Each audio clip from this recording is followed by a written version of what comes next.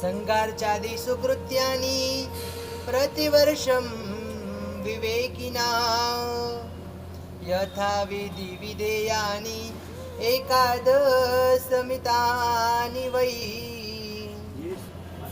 70 વર્ષના એક વયોવૃદ્ધ સંત મહાત્મા સરસ મજાની આરાધના સાધના ઉપાસના કરે. 70 વર્ષે મહાત્માને ખબર પડી હૃદયમાં ભયંકર દુખાવો થઈ રહ્યો છે.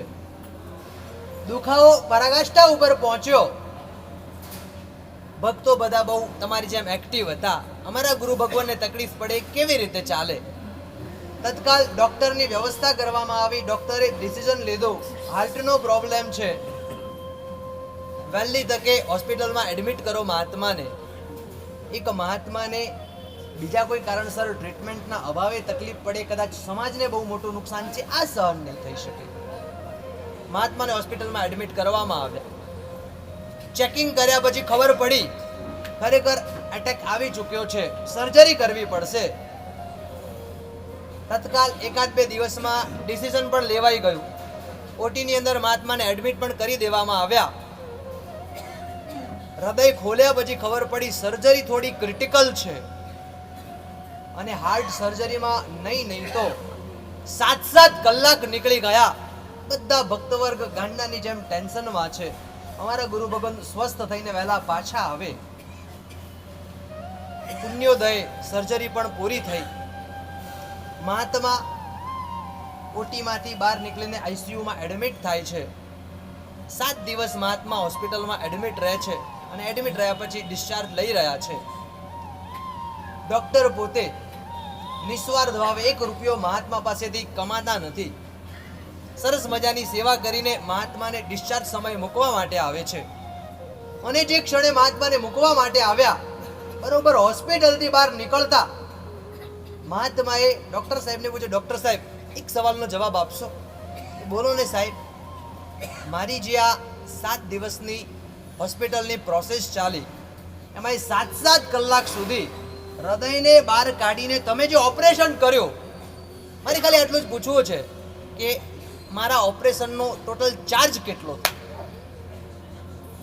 ડોક્ટર સાહેબ કે સાહેબ આપ શું કામ ટેન્શન લો છો? આખો આવો સરસ મજાનો રૂડો રળિયામણો સંઘ આપની સેવા માટે સચિંત છે. એકની કદાચ 10 ભક્તો સંપૂર્ણપણે સ્વતંત્ર લાભ લેવા માટે તૈયાર છે. નહીં કે મને ખાલી જવાબ આપો કે આ જે ચાર્જ થાય કેટલો થાય, હું પૂછું એટલો જવાબ આપો, આડીઅવળી વાત નહીં કરો. 2 વાર 5 વાર ના પાડ્યા પછી મહાત્માનો અતિશય આગ્રહ, ડોક્ટર સાહેબ ના નહીં પાડી શક્યા અને ડોક્ટર સાહેબે કહી દીધું સાહેબ કે આપની સર્જરીનો ખર્ચ ટોટલ 7 લાખ રૂપિયા થયો છે. અને જ્યાં મહાત્માએ આંકડો સાંભળ્યો 7 લાખ રૂપિયા, એક ક્ષણ માટે મહાત્મા ઊભા રહી ગયા. આંખમાંથી દળદળ આંસુ પડવા લાગ્યા. આંખમાંથી પડતા આંસુ જોઈને ડોક્ટર આશ્ચર્યચકિત થયા, ભાઈ એવું શું થયું? મેં બોલતા એવું શું બોલી દીધું કે મહાત્મા રડવા લાગ્યા? આ સહન ના થાય. વિનંતી કરી સાહેબ આપ 7 લાખનું ટેન્શન આપ નહીં લો. મેં કે રૂપિયો લીધો નથી અને છતાંય આપને આ વધારે લાગતા હોય તો આમાં પણ હું ડિસ્કાઉન્ટ આપવા માટે તૈયાર છું. હોસ્પિટલને રિક્વેસ્ટ કરીશ, પણ આપની આંખોમાં આંસુ આવે એ મને સારું નથી લાગતું. મહાત્માએ મજાના સ્મિત સાથે કીધું, ડોક્ટર સાહેબ તમે જે વિચારો છો ને, મારી વિચારધારા આ નથી. તમે પણ જે વિચારો છો ને કદાચ બહુ બાહ્ય સ્તરની વિચારધારા છે. મહાત્મા એક પરાકાષ્ઠાની વિચારધારા ઉપર જઈને પહોંચી રહ્યા છે. તો ડોક્ટર સાહેબ કે આપના આ આંખમાં આંસુ નીકળ્યા પાછળ રહસ્ય શું, કારણ શું? મહાત્મા એક જ વાક્યમાં માસ્ટર સ્ટ્રોક લગાવતા કહી દીધું, ડોક્ટર સાહેબ તમે વિચારો છો મને 7 લાખનું ટેન્શન છે, સંઘને રૂપિયા વધારે ભરવા પડશે, ગુરુ ભક્તોને આપવા પડશે, સંઘનો બોજો મારા માથા ઉપર છે. વાસ્તવિકતા આ નથી. મારા મનમાં એક જ ભાવના, એક જ પ્રશ્ન રમી રહ્યો છે. એક ડોક્ટર જો મારા હૃદયને 7 કલાક માટે સંભાળે તો જો એનો ખર્ચો 7 લાખ રૂપિયા થાય, છેલ્લા 70 વર્ષથી પરમ તારક પરમાત્મા મારા હૃદયને સંભાળી રહ્યા હશે, એમનું ઋણ મારા ઉપર કેટલું ચડતું હશે? સમજાય છે શું કહેવા માંગુ છું? એટલા બધા પરમ તારક પરમાત્મે અપરંપાર કૃપાધારા આપણા ઉપર વર્ષાવી છે. એ કદાચ ડોક્ટર સાથે કેલ્ક્યુલેટ કરીએ ને તો એ સંખ્યામાં ક્યાંય બેસે એવું નથી. પ્રભુએ એવા અનુપમ ઉપકારોની હેલી આપણા ઉપર વર્ષાવી. સરસ મજાના પર્યુષણ પર્વની આરાધના ડગલે ને પગલે એક જ શ્યાપી શુભ ભાવશ્ય ભગવત પ્રસાદ લભ્યત્વાત. મનમાં જે પણ શુભ વિચાર આવે પરમ તારક પરમાત્માની કૃપા ધારા સિવાય એ શક્ય જ નથી. સરસ મજાનો પાલનો આ પાવન આપણો શ્રી સંઘ આવી વિશાળ સંખ્યાની અંદર આરાધના સાધના ચાલે. આપણે ખાલી કલ્પના તો કરીએ કેવી દેવગુરુની કૃપા આપણા ઉપર વર્ષી રહી હશે, અને એ જ કૃપા દ્વારા હજી આગળ વર્ષી રહી છે. પર્યુષણા પર્વનો આજે ત્રીજો દિવસ. આજનો કયો વિષય? આજનો વિષય કયો? ત્રીજા દિવસનો સ્પેસિફિક વિષય પૌષધ છે. પણ 11 કર્તવ્ય એટલા બધા વિસ્તૃત છે ને, એટલે ઘણી વાર મહાત્માઓ કર્તવ્યની ડિવાઈડ કરીને છેલ્લે પછી પૌષધનો સમાવેશ કરી લેતા હોય છે. 5 કર્તવ્ય ગઈકાલે આપણે જોયા. હવે આગળના બીજા 6 ત્રણ ગ્રુપમાં એક સાથે 6 નથી કીધું. પહેલા 3, પછી 3, 6 એકવાર જોઈ લઈએ, પછી ફરી આપણે સ્વાધ્યાય કરતા રહીશું. કમસે કમ બધા પ્રવચનના વિષયો યાદ ના પણ રહે ને, તો આટલું તો યાદ રહે કે બીજા દિવસનો વિષય 11 કર્તવ્યનો હતો. આપણે કયા કયા કર્તવ્ય જોયા હતા આ સમજવા માટે થોડી સિસ્ટમ એક થોડી નવી લાગશે તમને. 6 કર્તવ્યમાં કયા કયા કર્તવ્ય? 6થા નંબરમાં મહાપૂજા. 7મા નંબરમાં આપણે 3 લઈએ. 1, 2, 3 મહાપૂજા, રાત્રિ જાગરણ અને શ્રુત પૂજા. બોલો. નંબર 1 નંબર 2 નંબર 3 શ્રુત પૂજા. પહેલા 3 અને બીજા 3 ઉદ્યાપન, તીર્થ પ્રભાવના અને આલોચના. પર્યુષણા પર્વની આરાધના સરસ ચાલી રહી છે. પૂછો અંતઃકરણને પર્યુષણનો શબ્દાર્થ શું કહે? વિચારીને લાવ્યા કે એમને પાછા આવ્યા? બહુ સરસ મજાનો શબ્દ છે પર્યુષણ. 2 ગ્રુપમાં ડિવાઈડ કરે છે, પરી પ્લસ ઉષણ. ઉષણ એટલે વસવું, પરી એટલે શું? વિચારો, આપણે આગળના ચરણમાં જોઈશું. પરી એટલે ચારેય બાજુથી, પરી સામસ્ત્યેન. ઉષણમ વસનમ આ એનો શબ્દાર્થ છે સંસ્કૃતમાં. પરી એટલે ચારેય બાજુથી, ઉષણ એટલે વસવું, ચારેય બાજુથી આત્માની અંદર આવીને વસવું, એનું નામ પર્યુષણ. ખ્યાલ આવ્યો? હવે 50% કયું રહી જતો તો ખબર પડી ને. ઉષણનો અર્થ આવતો તો, પરીનો અર્થ નહોતો આવતો, એટલે હું સેટિસ્ફાઈડ થતો નથી. અત્યારે મગજમાં એવું કોતરી નાખો ને કે ભવિષ્યમાં આગામી વર્ષે જે ગુરુ ભગવાનની આ પર્યુષણના પ્રવચન પ્રકાશ 2-5 વર્ષ પછી તમે ક્યાંક પર્યુષણ પર્વની આરાધના કરવા જાઓ, ચોમાસું બેસે, પર્યુષણના નાદ ગુંજતો હોય ત્યારે આટલો અર્થ આપણા મગજમાં ઘૂંટાય. મારે ચારેય બાજુથી આત્માની ભીતર આવવાનો પ્રયાસ કરવાનો છે. પર્યુષણ, ચારેય બાજુથી આત્માની અંદર આવીને વસવું, એનું નામ પર્યુષણ. ચલો એક જવાબ આપતા સાથે બીજો એક પ્રશ્ન પણ તમને પૂછી લઉં. આજનો વિષય આપણો છે, આજનો સ્પેસિફિક આજના દિવસનો વિષય કયો? પૌષધ. ઘણા બધા આરાધકો આપણા સંઘની સુચારુ વ્યવસ્થા, કદાચ બધી જગ્યાએ આવી વ્યવસ્થા નથી હોતી કે પૌષધની અનુકૂળતા રહે. સરસ મજાનું આરાધનાનું સ્થાન, પૌષધ કરવા માટે આવો. પૌષધ નહીં કરનારા કદાચ સામાયિક પ્રતિક્રમણો વગેરે પણ કરતા હશે. હું પૂછું તમને, તમે કદાચ માની લો કે સામાયિક કરવા માટે આવવાના હો. સામાયિકની અંદર ધોતી કેસ તો બરાબર છે, બાકી 3 ઉપકરણની આવશ્યકતા છે: ચરોળો, કટાશનું અને મુપત્તિ. માની લો કે 3 માંથી 2 જ ઉપકરણ લાવવાના હોય તો કયા 2 ઉપકરણ ફરજિયાત છે?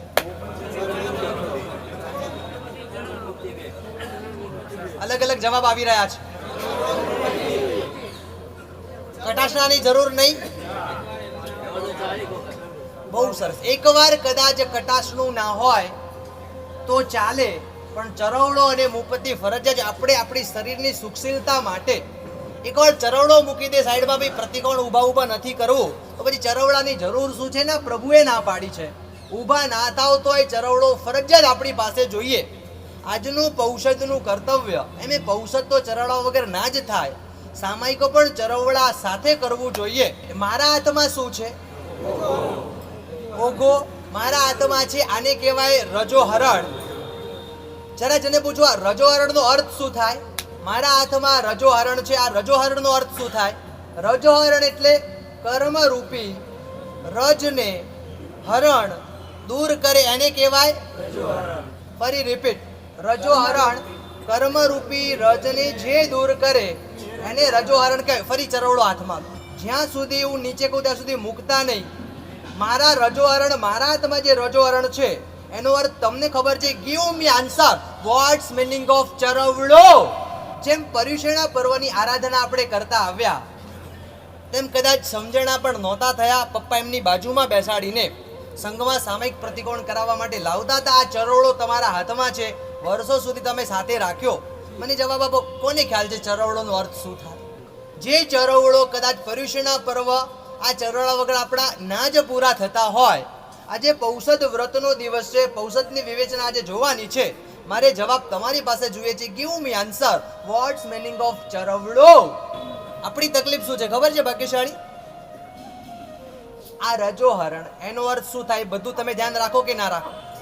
મહાત્માએ શું કરવાનું બહુ પ્રોપર તમે ધ્યાન રાખતા હો, અને તમારા જે કર્તવ્ય છે, તમારે જે ધ્યાન રાખવાનું છે, તમારે જે આરાધના કરવાની છે, તમારે જે સમજવાનું છે, એનું તમને ધ્યાન કરી એટલા બધા દોડ થતા આયા હોય ને, કયા મહાત્માએ શું કરાય, કયા મહાત્માએ શું ના કરાય, બધી જ પંચાયત આપણી ચાલે, બધા જ મેસેજો આપણા ફોરવર્ડ થતા હોય. ક્યારેક અક્કલનો ઉપયોગ, મિચ્છામી દુક્કડમ ખોટું નહીં લગાડતા, અને કડવા શબ્દોમાં કહેવું પડે. જે ચરવડો લઈને રોજ સંવત્સરી પ્રતિક્રમણ આપણે કરતા હોઈએ, કદાચ 12 બેઠેલામાંથી ઘણા વિશાળ સંખ્યામાં ઉપદાન તપના આરાધકો હશે. હું પૂછું તમને, આખો ઉપદાન તપ પસાર થયા પછી હજી પણ આપણને ખબર ખરી આ ચરવડાનો અર્થ શું થતો હોય છે? ચરવડો તમારા હાથમાં રાખવાનો છે. ભાઈ મેં તો ચરવડા લીધા ને છેલ્લા 22 વર્ષ થયા. 22 વર્ષથી મેં ચરવડો હાથમાં લીધો નથી, ને કદાચ 22 વર્ષમાં એક વર્ષ તમારા ખાલી નહીં ગયો કે ચરવડા વગરના દિવસો ગયા હશે. પૂછો, અર્થ તમને ખબર નથી, એ બહુ દુઃખદાયી વાત નથી. દુઃખદાયી વાત આ છે, તમને આજ સુધી પ્રશ્ન થયો કરી જે ચરવડો હાથમાં લો એનો અર્થ શું થતો હોય છે? મારે પ્રશ્ન ખાલી આટલો જ કરવો છે જિંદગીના. કદાચ 20 વર્ષ, કદાચ 50 વર્ષ, કદાચ 70 વર્ષ આ ખુરશી ઉપર બેઠા બેઠા નીકળી ગયા હશે. અમારા ગુરુ ભગવાન ક્યારેક કડવા શબ્દોમાં કહે ને, કેટલાય કટાશનાઓ ફાટી ગયા હશે, કેટલાય ચરવડાઓ તૂટી ગયા હશે, કેટલીય દસીઓ નીકળી હશે ને તમારા શ્રાવિકાવાળા સાધ્વીજી ભગવાનને પ્રોપર કરીને આપી પણ હશે. આજે સુધી આપણને ક્યારે પ્રશ્ન થયો ખરી? જે ચરવડા દ્વારા સામયિક પૌષદ પ્રતિકોણ બધી આરાધના કરું છું એનો અર્થ શું થાય મને ખબર ખરી? ગઈકાલે 5 કર્તવ્ય જોયા. આજે આગળના શેષ 6 કર્તવ્યની ધારામાં આપણે આગળ વધીએ. પહેલા 3માં 6, 7 ને 8, 6ઠ્ઠા નંબરમાં મહાપૂજા, 7મા નંબરમાં રાત્રિ જાગરણ, અને 8મા નંબરમાં શ્રુત પૂજા.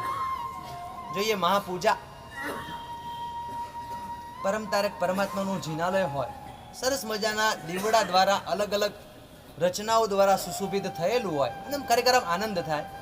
પર્યુષણા પર્વ શરૂ થાય ની પહેલા અઠવાડિયા, 10 દિવસ, 15 દિવસ, ક્યારેક આ બિલ્ડિંગ, ક્યારેક તે બિલ્ડિંગ, રોજ વિનંતી હોય, સાહેબ મહાપૂજાના દર્શન કરવા માટે પધારજો. હું આમ કદાચ કહી શકું, આટલી વિશાળ પાયે મહાપૂજા મારા ધ્યાનમાં નથી, પણ બીજા કોઈ સંઘમાં થતી નહીં હોય. આટલી બધી મહાપૂજાઓ થતી હશે ખરી? એક બિલ્ડિંગ, તેમના સંઘો, તેમના સેપરેટ જિનાલયો, અને વિશાળ પાયે મૂળ પ્રભુ ભક્તોને જોડવા માટેનું સરસ મજાનું આલંબન. પણ ફરી પહેલા કીધેલી વાત, એ જ મહાપૂજાના રંગબેરંગીની અંદર આપણે અટવાવાનું નથી. એમાંથી અંદર જઈને પરમાત્મામાં ને પરમાત્માની ભીતર જઈને આરોહંત્યની યાત્રામાં આગળ વધવાની ભાવના રાખવાની છે. સરસ પ્રભુનું જિનાલય સુશોભિત થતું હોય, આપણી ભાવધારામાં અભિવૃદ્ધિ થવા લાગે. રોજ જિનાલયની અંદર જતા હો, ક્યારેક છે ને આજુબાજુના આલંબનોને જોઈને મનની વિચારધારાને પણ થોડી કન્વર્ટ કરવાનો પ્રયાસ આપણે કરવો જોઈએ. આજે પણ આંખ બંધ કરું ને મને મુંબઈના ગોડીજી દાદાના દરબારની ઘટના યાદ આવે. પૂજ્યપાદ ગચ્છાધિપતિશ્રી નિસરાની અંદર 2016માં સામૂહિક વિશાળ પાયે સાચોરી સંઘના સહયોગથી ચતુર્માસનું આયોજન થયેલું. એ વખતે પણ 555થી વિશેષ સંખ્યામાં 100થી વધારે માસક્ષમણ જેવા તપની આરાધના થઈ. રોજ ગુરુ ભગવાન સાથે દર્શન કરવા માટે ગોડજી દાદાના દરબારમાં જવાનું થાય. સાહેબ સાથે દર્શન કરીને અમે ગોડજી દાદાની ઉપર બીજું એક આખું પ્રદક્ષિણા પૂરતું સરસ દેરાસર છે, ત્યાં હું ઉપર દર્શન કરવા માટે ગયો. લગભગ સામાન્ય અજવાળું થઈ ચૂક્યું હતું. દાદાના દર્શન કરવા માટે જ્યાં અંદર પ્રવેશ કર્યો, પ્રવેશ કરતા એક આમ વિસ્મયકારી ઘટના દેખાઈ કે લગભગ 75 વર્ષના દેરાસરના દાદાના દરબારના વોચમેન દ્વારપાળ તે ઉપર આવેલા હતા. ઉપર આવ્યા, મેં જોયું તો પહેલા તો દાદાની સામે આવ્યા, દ્વારસાકને આવી રીતે ચરણ સ્પર્શ કર્યો, ત્યાંથી તરત બાજુમાં આવ્યા, અને જે દાદાના ગેટની એક્ઝેક્ટ આજુબાજુની અંદર કલાત્મક 2 હાથી મૂકેલા હતા, એ હાથી પાસે આવીને આમ 3 વાર નમસ્કાર કરે છે. મને આશ્ચર્ય થાય, દાદાને ચરણ સ્પર્શ હોય બરાબર છે, દાદાના બારસાકને ચરણ સ્પર્શ હોય બરાબર છે, પણ દાદાની બાજુમાં રહેલા હાથીને ચરણ સ્પર્શ, હાથીને નમસ્કાર, વાત બેસતી નથી મગજની અંદર.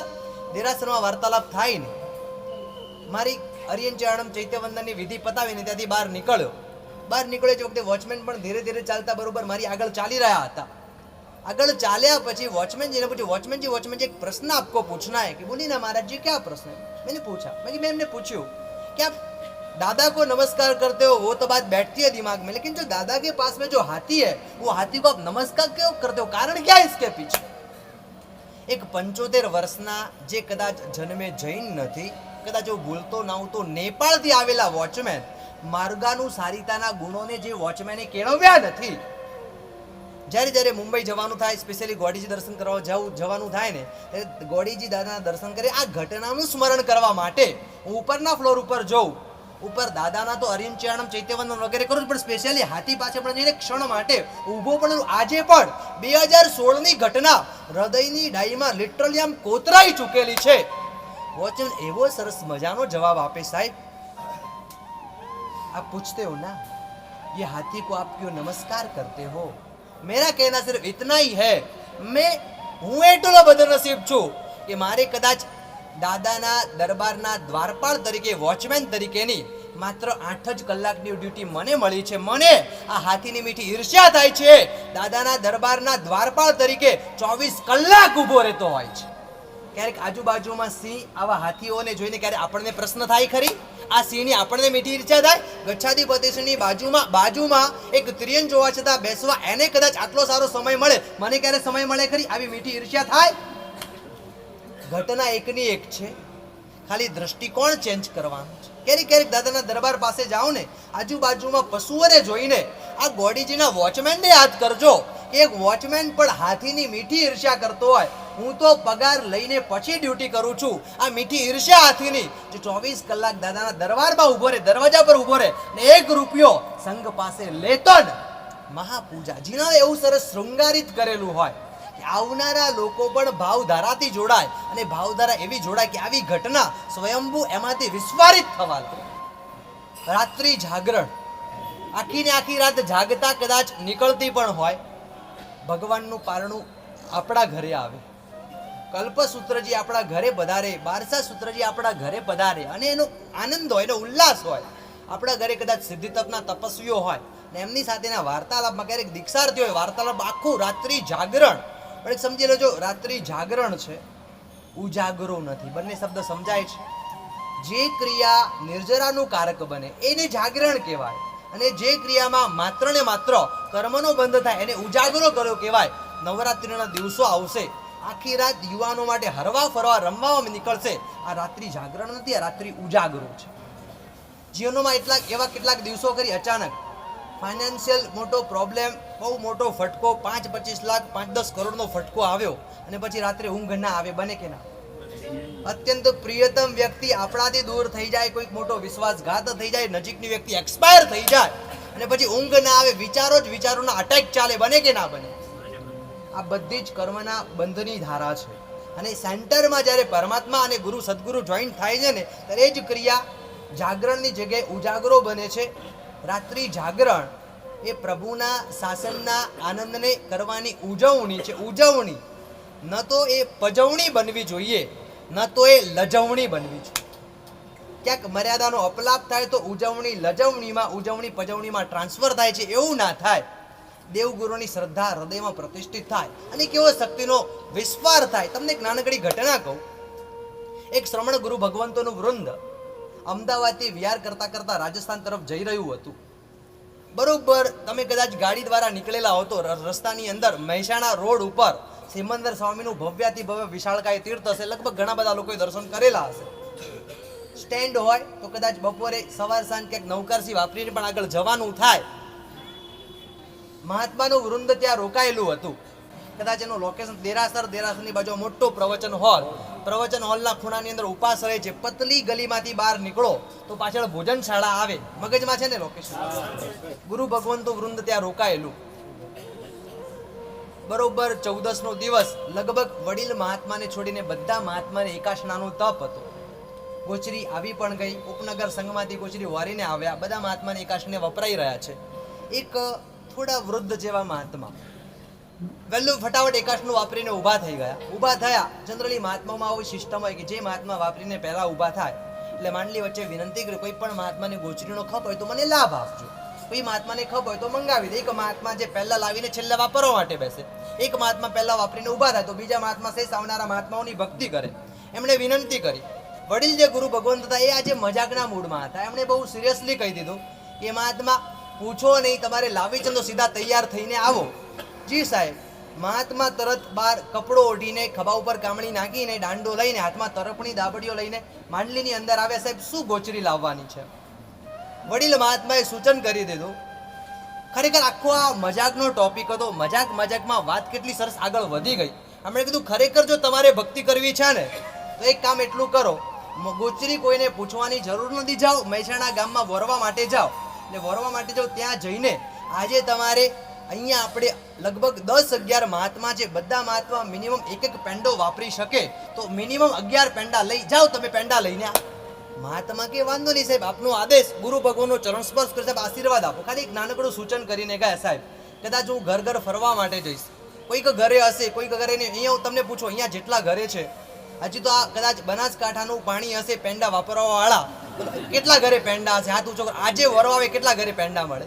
કદાચ આટલી મોટી સભામાં 25-50 આંગળી ઊંચી થાય. રોજ તો જરૂરી નથી તમારા ઘરે 12 મહિના પેંડા હોય, જરૂરી તો નથી.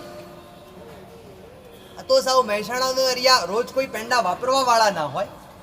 ગુરુ ભગવંતે આદેશ કર્યો, જાઓ મહાત્મા પેંડા લઈને આવો. સાહેબ આપ આશીર્વાદ આપો. પણ મારું એક સૂચન, અત્યારે બરોબર 1 વાગ્યો છે, 1 કલાક હું ઘરે ફરીશ. મને ફરીને આવતા કદાચ વાર થાય, મને વિશ્વાસ છે આપના આશીર્વાદ મારી સાથે છે, ચોક્કસ પેંડા મળી જ જશે. કદાચ 2 વાગ્યા સુધી ના મળે ને તો 2 વાગ્યા પછી બધા મહાત્મા ઊભા થજો. કદાચ શું થાય, હું આવું પોણા કલાકે ને બધા મહાત્મા ઊભા થઈ જાય તો વાપરે કોણ? સાહેબ કે મહાત્મા તમે નિશ્ચિંત રહો, તમે જ્યાં સુધી નહીં આવો ત્યાં સુધી એક પણ મહાત્મા ઊભા નહીં થાય. તમે આટલા ભાવથી જઈ રહ્યા છો, દરેક મહાત્માનો લાભ તમને મળવાનો જ છે. જાઓ તમે. એમણે કીધું 2 વાગ્યાનો ટકરો જ બરોબર 200 થાય. કદાચ પછી હું પાછો આવી જઈશ, પછી ફરવા નહીં જાઉં, પણ લગભગ આવો ધક્કો નહીં પડે એટલા વિશ્વાસ સાથે ફરી ગુરુ ભગવાનના ચરણ સ્પર્શ કરે છે. સાહેબ માથે હાથ મૂકો, આપના આશીર્વાદ લઈને વરવા માટે જઉં છું. મહાત્મા વરવા માટે નીકળ્યા. એક બાજુ મહાત્મા ગુરુ ભગવાન તરફથી સ્ટ્રિક્ટ ઇન્સ્ટ્રક્શન, પેંડા સિવાય એક પણ વસ્તુ લાવવાની નથી. મહાત્મા સિવાય બીજું લાવવાનું નથી. ઘરે જઈને પેંડાની યાચના કરાય નહીં. પણ મહાત્માને ગુરુ ભગવાન આશીર્વાદ ઉપર વિશ્વાસ છે. મહાત્મા નીકળ્યા ત્યાંથી. બધા મહાત્મા ગોચરી વાપરી રહ્યા છે. કદાચ 10-15 મિનિટમાં ગોચરી વપરાઈ પણ ગઈ. મહાત્મા બધા પાત્ર ધોઈ રહ્યા હતા.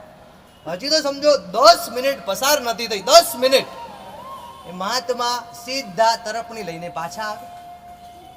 મોટા સાહેબને લાગ્યું કે આગળ ગયા પછી લાગ્યું છે ધોઈ મોઢે આવવું પડશે, ક્યાં ખોટા ઘરે જઈને ઘરવાળાએ શરમાય, મારે શરમાવવું પડે, બંને શરમાય સારું નહીં લાગે. એટલે પ્રેમથી જોયું કે મહાત્મા 10મી મિનિટે માંડલીમાં પાછા આવ્યા. એટલે કીધું ગુરુ ભગવાન કીધું મને ખબર હતી તમને કંઈ મળવાનું નથી.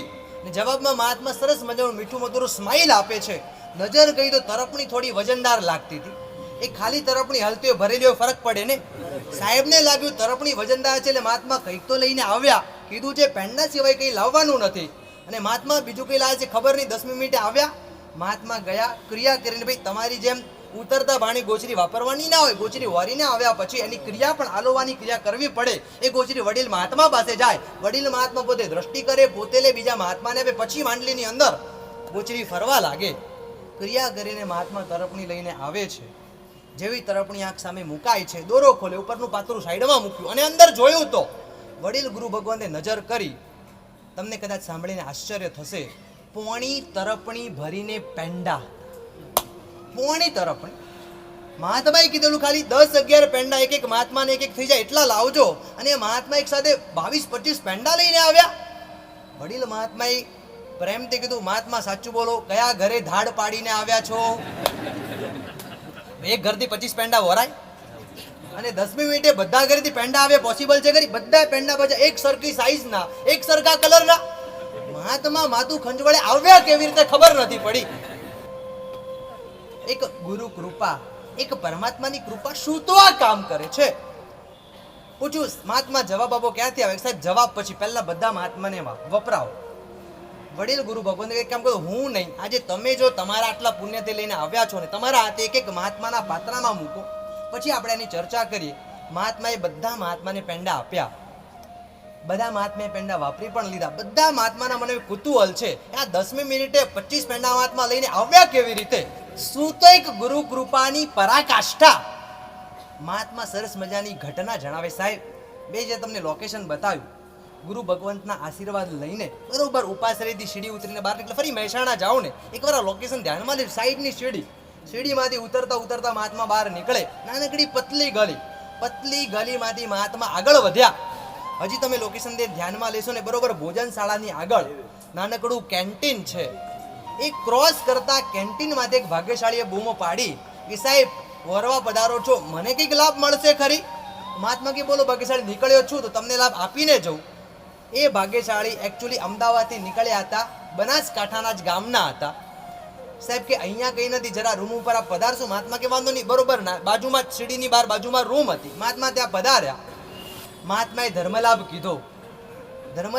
જો ઘટના કેવી ઘટી હતી, એમણે આટલો મોટો એલ્યુમિનિયમનો ડબ્બો ખોલ્યો અને નહીં તો લગભગ 90% ડબ્બો એકલા પેંડાથી ભરેલો. મહાત્માને આશ્ચર્ય હતું, ભાઈ આ પેંડા ક્યાં, શેના માટે, કેવી રીતે લઈને જાય? આજથી લગભગ હું ભૂલતો નહોતો 20 વર્ષ પહેલાની આ ઘટના. મહાત્માએ કીધું આટલા બધા પેંડા શેના માટે? ત્યારે બહુ સરસ ભાગ્યશાળી કે છે આ બનાસકાંઠાના ગામડામાં પહેલા જે ગામમાં લગ્ન વગેરે થતા હતા, સાહેબ મારા ઘરે અમારી દીકરીના લગ્ન થાય છે, મહિના પહેલા ગામમાં જઈ રહ્યા છીએ, મહિનો ત્યાં રહેવાના છીએ, એટલા માટે આટલો મોટો એલ્યુમિનિયમનો ડબ્બો ભરીને પેંડા લઈને જઈ રહ્યા છીએ ગામમાં. કદાચ વપરાતા જઈશું, આડોશી પાડોશીને આપશું, લગ્ન વખતે પણ કદાચ કામ આવશે. આટલો મોટો પેંડા ભરેલો ડબ્બો નાના કરતા એ વ્યક્તિ એક સાથે આટલા બધા 20-25 પેંડા ભરી દીધા. મહાત્મા લઈને પાછા આવ્યા. એક મહાત્માને પેંડા વરાવી રહ્યા છે. ફરી ગુરુ ભગવાનનો ચરણ સ્પર્શ કરે. સાહેબ આપની કૃપા, એ આશીર્વાદ આપનારા ગુરુ ભગવાન એટલે બીજા કોઈ જ નહીં, ગુરુદેવ પૂજ્યપાદ રાજેન્દ્ર સુરેશ્વરજી મહારાજા. અને પેંડા લાવનારા મહાત્મા એટલે બીજા કોઈ જ નહીં, મારા ગુરુદેવ પૂજ્યપાદ મુનિશ્રી રાજ પુણ્ય વિજયજી મહારાજ. એક આવા સદગુરુના શિષ્ય હોવાનું પણ મને ગૌરવ છે અને હું ગૌરવનો અનુભવ કરી રહ્યો છું. તો મહાપૂજા, રાત્રિ જાગરણ, સાથે સાથે 8મા નંબરે શ્રુત પૂજા. શ્રુત પૂજાનું કર્તવ્ય હૃદયની અંદર પ્રતિષ્ઠિત કરવા જેવું છે. શ્રી સંઘ માટે ગૌરવવાળી આનંદવાળી ઘટના. અહીંયા કદાચ આટલી વિશાળ સંખ્યામાં તમે લોકો બેઠેલા છો, ઉપરનો ગેલેરી લગભગ ભરેલી હશે. જ્ઞાન પાંચમનો દિવસ આવશે, હોળીનો દિવસ આવશે, જ્ઞાનપદનો દિવસ. તમે કંઈક પ્રત કંઈક પેન્સિલ લઈને આવશો, કદાચ 100 રૂપિયા 1000 રૂપિયા જ્ઞાન ભંડારમાં પણ મૂકવાનો ટ્રાય કરશો. તો મારે કેવું છે, 1000 રૂપિયા જ્ઞાન ભંડારમાં મૂકવા આ જ્ઞાન પૂજા, આ શ્રુત પૂજા નથી. એક ગાથા કરવી આ શ્રુત પૂજા છે. આપણને જેને ગાથા સ્વાધ્યાયમાં રસ બહુ ઓછો છે, હું પૂછું અહીંયા જેટલા પણ ભાગ્યશાળીઓ બેઠેલા છે, સંપૂર્ણ 5 પ્રતિકોણ શુદ્ધ આવડે એટલા ભાઈઓ કેટલા છે? જરા હાથ ઊંચો કરો. આજે જો શ્રુત પૂજાનું કર્તવ્ય અને સંઘની પાઠશાળા એટલી આપણી ધમધમી રહી છે, આમ નાના નાના ભૂલકાઓને જોઈએ ને એટલે આનંદ થાય, પણ સાથે પ્રશ્ન પણ થાય, પાઠશાળા ખાલી નાના બાળકો માટે કે મોટાઓ માટે પણ? આપણે 15 વર્ષથી ઉપર નથી, આપણે નહીં ભણવાનું, આવી ભૂલ નહીં કરતા. મોટી ઉંમરે કદાચ 25, 30, 40, 50 વર્ષ છે ને આજે 5 પ્રતિકોણ પૂરા કરી લો, આટલું કરો. સવાર સાંજના પ્રતિકોણ તમે સ્વતંત્રતાથી કરી શકો ને તો ઘરડે ઘડપણે તમારે બીજાની ગરજના કરવી પડે. કોણ વંદિત તો બોલશે, કોણ મને પ્રતિકોણ કરાવશે, એવું ના ઉલટાનું તમે શીખેલા હો તો બીજા 5-25 લોકોને કરાવી શકો તો કમસે કમ વધારેની 5 પ્રતિકોણ તો આપણને આવડવા જ જોઈએ. તો આ શ્રુત પૂજાનું કર્તવ્ય ખરેખર સાર્થક છે. શાસ્ત્રકાર ભગવંતો કહે છે, ભગવાન તો ભગવાન છે જ, પણ સુવસ્સ ભગવો, શ્રુત જ્ઞાન એ પણ ભગવાન છે અને ભગવાનની શ્રુતની આપણે પૂજા કરવાની છે. પર્યુષણા પર્વના દિવસો જીવદયાનું પાલન કદાચ બહુ થાય. ભગવાન બહુ સરસ મજાના શબ્દોમાં કહે છે, પડમમ નાણમ તવો દયા. પહેલા તમે જ્ઞાનને ઉપાર્જિત કરો ને પછી જીવદયાની ધારામાં આગળ વધો. જ્ઞાન નહીં હોય ને તો કદાચ તમારી જીવદયા પણ અલગ રસ્તા ઉપર ફંટાઈ ના જાય, ખબર પણ નહીં પડે. શ્રુત પૂજાનું આટલું બધું મહત્વ.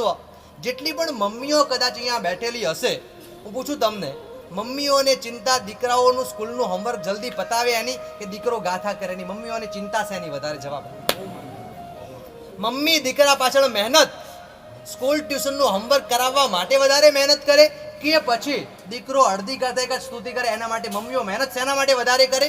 મમ્મીઓ જ જો આ નાનકડા ભૂલકાઓને સંસ્કાર નહીં આપે તો દીકરાઓ આગળ વધશે કેવી રીતે? સુરત પૂજા આજે પણ ઈશિતા પાર્કની ઘટના યાદ આવે. લગભગ 8 વર્ષ પહેલા અમે ઈશિતા પાર્કમાં રોકાયેલા. બરોબર સાંજનો સમય, ખરેખર મમ્મી બન્યો હોય ને આવી મમ્મી બનજો. સાંજનો સમય લગભગ 5 વાગ્યાનો હશે અને બે દીકરા દોડતા દોડતા ઉપાશ્રયની અંદર આવ્યા. દોડતા દોડતા આવ્યા, રડી રહ્યા છે, આંખમાંથી ચોધાર આંસુ વહી રહ્યા છે. બંને દીકરાની સીધા આમ બેસી ગયા નીચે. મારે સાહેબ બધું શું થયું બેટા? બોલે એની પહેલા આંખમાંથી આંસુઓ ચાલી રહ્યા હોય. હું જો બેટા રડો છો, કારણ શું પાછળ? અને બીજી મિનિટે મમ્મી પણ બરોબર ઉપાશ્રયમાં અમે જોયું મમ્મીની આંખમાંથી ચોધાર આંસુ વહી રહ્યા છે. આ બધું આંસુ વહે છે ને દીકરા બોલે છે ને મમ્મી બોલે છે. હું કારણ પૂછું, કોઈ જવાબ મળતો નથી. ને દીકરા કહે મારા સાહેબ મમ્મીને ગમે તેમ કરીને પારણું કરાવો. તો બેટા શેનું પારણું? કે સાહેબ મમ્મીને હમણાં કહું મમ્મી તું પારણું કર. તું શેનું પારણું? નાનો દીકરો કે મોટો દીકરો કે મમ્મી આ બાજુ બોલતી નથી. ત્રણેયની આંખમાંથી આંસુની ધારા વરસી રહી છે. ક્યાંક બીજા એરિયામાંથી નવા ઈશિતા પાર્કની અંદર આવેલા, હજી આવ્યાને કદાચ 1.5-2 મહિના પણ નહીં થયા હોય. વેકેશનના દિવસો પૂરા થઈ રહ્યા છે અને એ વખતે પાઠશાળા ફરી શરૂ થઈ. પાઠશાળા શરૂ થઈ. મમ્મીએ બંને દીકરાઓને તો બેટા જાઓ પાઠશાળા. દીકરાઓ થોડા મસ્તીના મૂડમાં ના પડે મમ્મી નહીં જઈએ. પહેલો દિવસ નીકળ્યો, મમ્મીએ બીજા દિવસે સમજાવ્યું. બીજા દિવસે દીકરાઓ ના પડે મમ્મી નહીં જઈએ. મમ્મી ત્રીજા દિવસે પ્રેમથી સમજાવે છે.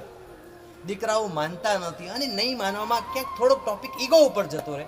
મોટો ભાઈ નાના ભાઈને કે રહેવા દે ને, મમ્મી તો બોલે કે આપણે જવાની જરૂર શું છે? મમ્મી આ શબ્દ સાંભળે મમ્મીનું હૃદય હલ્યું. મારે મારા દીકરાઓમાં સંસ્કાર આપવા છે અને દીકરાઓ ના જાય ચાલે કેવી રીતે? એક અક્ષર મમ્મી બોલતી નથી. બીજા દિવસે સવારે મમ્મીએ પ્રેમથી કહી દીધું, ગઈકાલે તમે પાઠશાળા નહોતા ગયા એટલા માટે આજે મારે ઉપવાસ કરવાનો છે. બંને દીકરાઓને મમ્મી શું કરશે? આખો દિવસ નીકળી ગયો. મમ્મીએ ખરેખર બંને દીકરા પાછળ ઉપવાસ કર્યો. સાંજનો સમય તો નાનકડો દીકરો હલી રહ્યો છે કે મમ્મીએ જમ્યું નહીં, મમ્મી અમને જમાડી દીધી શેના માટે? ફરી સાંજનો ટાઈમ, હજી મોટો ભાઈ ના પડે આજે દવા. મમ્મીએ ભલે ઉપવાસ કર્યો નથી, જો પાછો બીજો દિવસ આવ્યો. બીજા દિવસની સવાર દીકરાઓ હજી પાઠશાળા નથી ગયા. ફરી બીજા દિવસે મમ્મી આજે પાછો બીજો ઉપવાસ.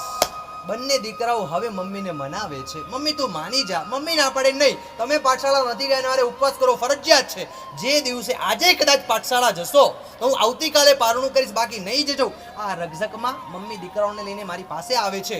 એ દિવસે બંને દીકરા, આજે પણ ઈશિતા પાર્કના બંને દીકરાઓ મળે ને આમ હૃદય હલે. સાહેબ એ વખતે મમ્મીએ ખાલી અમારા ઘડતર માટે 2 જ ઉપવાસ કર્યા, પણ લગભગ આજ સુધી અમે પાઠશાળાથી વંચિત રહ્યા નથી. એક માતા પિતાનું કર્તવ્ય શું છે આપણે સ્વયં સમજવા જેવું છે. પ્રશ્ન ખાલી આટલો પૂછો, એઝ એ પિતા તરીકે, એઝ એ માતા તરીકે તમને તમારા દીકરાઓને વજ્રસ્વામી બનાવવામાં રસ છે કે ધીરુભાઈ અંબાણી બનાવવામાં રસ છે? સંસ્કારી માતા પિતા, તમારી સંસ્કાર આપવાની ભાવના ચોક્કસપણે પાછળ બલિદાન કેટલું જાતે વિચારી લો તમે. ગઈકાલે જ એક મમ્મી નાનકડી 2 દીકરીઓને લઈને આવેલી હતી. સજ વાતમાંથી વાત નીકળી. એમના પરિવારના દીક્ષા વહેલી તકે સાધ્વીજી વખત પાસે મોકલી દેજો. દીક્ષાની ભાવના એ 2 નંબરની વાત છે. કમસે કમ આજે ખરેખર જો તમે નાનકડા દીકરા દીકરી, સ્પેશિયલી જો દીકરીના પિતા હો ને તો થોડા વધારે સચિંત થજો, કારણ કે કાળ બહુ ખરાબ આવી રહ્યો છે. વાતાવરણ અતિશય કલુષિત થઈ રહ્યું છે. ક્યાંક ઇન્ટરનેટ, ક્યાંક ગૂગલ, ક્યાંક સોશિયલ મીડિયા, ક્યાંક નેટફ્લિક્સ, કોઈનું કંઈ કહી શકાય એવું નથી. કડવા શબ્દોમાં એક વાક્ય બોલવું હોય તો બોલી શકાય. તમારી વૃદ્ધાવસ્થાને સિક્યોર કરવા માટે અને એમની યુવાવસ્થાને સેફ કરવા માટે તમારા દીકરા દીકરીને, તમારા પરિચિત, તમારું જ્યાં હૃદય ઠરે ત્યાં એ સાધુ સાધ્વીજી ભગવંતો પાસે દીકરા દીકરીને મૂકવા આવશ્યક છે. કદાચ 15 વર્ષમાં તમે જે સંસ્કાર નહીં આપી શકો ને, મહાત્મા એ 15 દિવસમાં ઘડતર કરી શકશે. અને 15 દિવસના 2-3 સ્લોટ નીકળેલા હશે, એવા ગળથુતીના સંસ્કારનું સિંચન થશે. ભવિષ્યમાં કદાચ ક્યાંક ગલત ટ્રેકમાં જવાના નિમિત્તો મળશે ત્યારે એ દીકરો દીકરી આટલા વિચાર કરશે, મારા ગુરુ ભગવાનના સંસ્કાર મારી સાથે છે, મારાથી આ ગલત સ્ટેપ ક્યારેય ના લેવાય. હું તો બહુ પ્રેમથી કહું તમને, કદાચ તમારા દીકરા દીકરી તમારું નામ ઉજાળે તો બહુ સારી વાત છે. કદાચ એ શક્ય ન લાગે ને તો એ નામ ના બગાડે એટલા માટે પણ તમારા દીકરા દીકરી માટે આ શ્રુત પૂજાનું મહત્વ સાધુ સાધ્વીજી ભગવંતો પાસે મોકલવા અતિશય આવશ્યક છે. ન લાગે પ્રેમથી કહેજો સાહેબ મારો એકનો એક છે, મને અતિશય રાગ છે, હું દીકરા દીકરીને દીક્ષા આપવા માંગતો નથી. મહાત્મા પ્રેમથી કહેશે, મારી પાસે મોકલશો તો રાઇટિંગમાં સિગ્નેચર કરીને આપીશ. હું દીકરાને ડાયવર્ટ નહીં કરું, દીકરાનું બ્રેન વોશ નહીં કરું, દીકરાને દીક્ષા નહીં આપું, પણ સંસ્કાર આપવા માટે સાધુ સાધ્વીજી ભગવંતો પાસે તમારા દીકરા દીકરીને ચોક્કસપણે મૂકવાની ભાવના રાખજો. તો ખરેખર આ ભણેલું આ શ્રુત પૂજા ખરેખર સાર્થક થયેલું ગણાશે.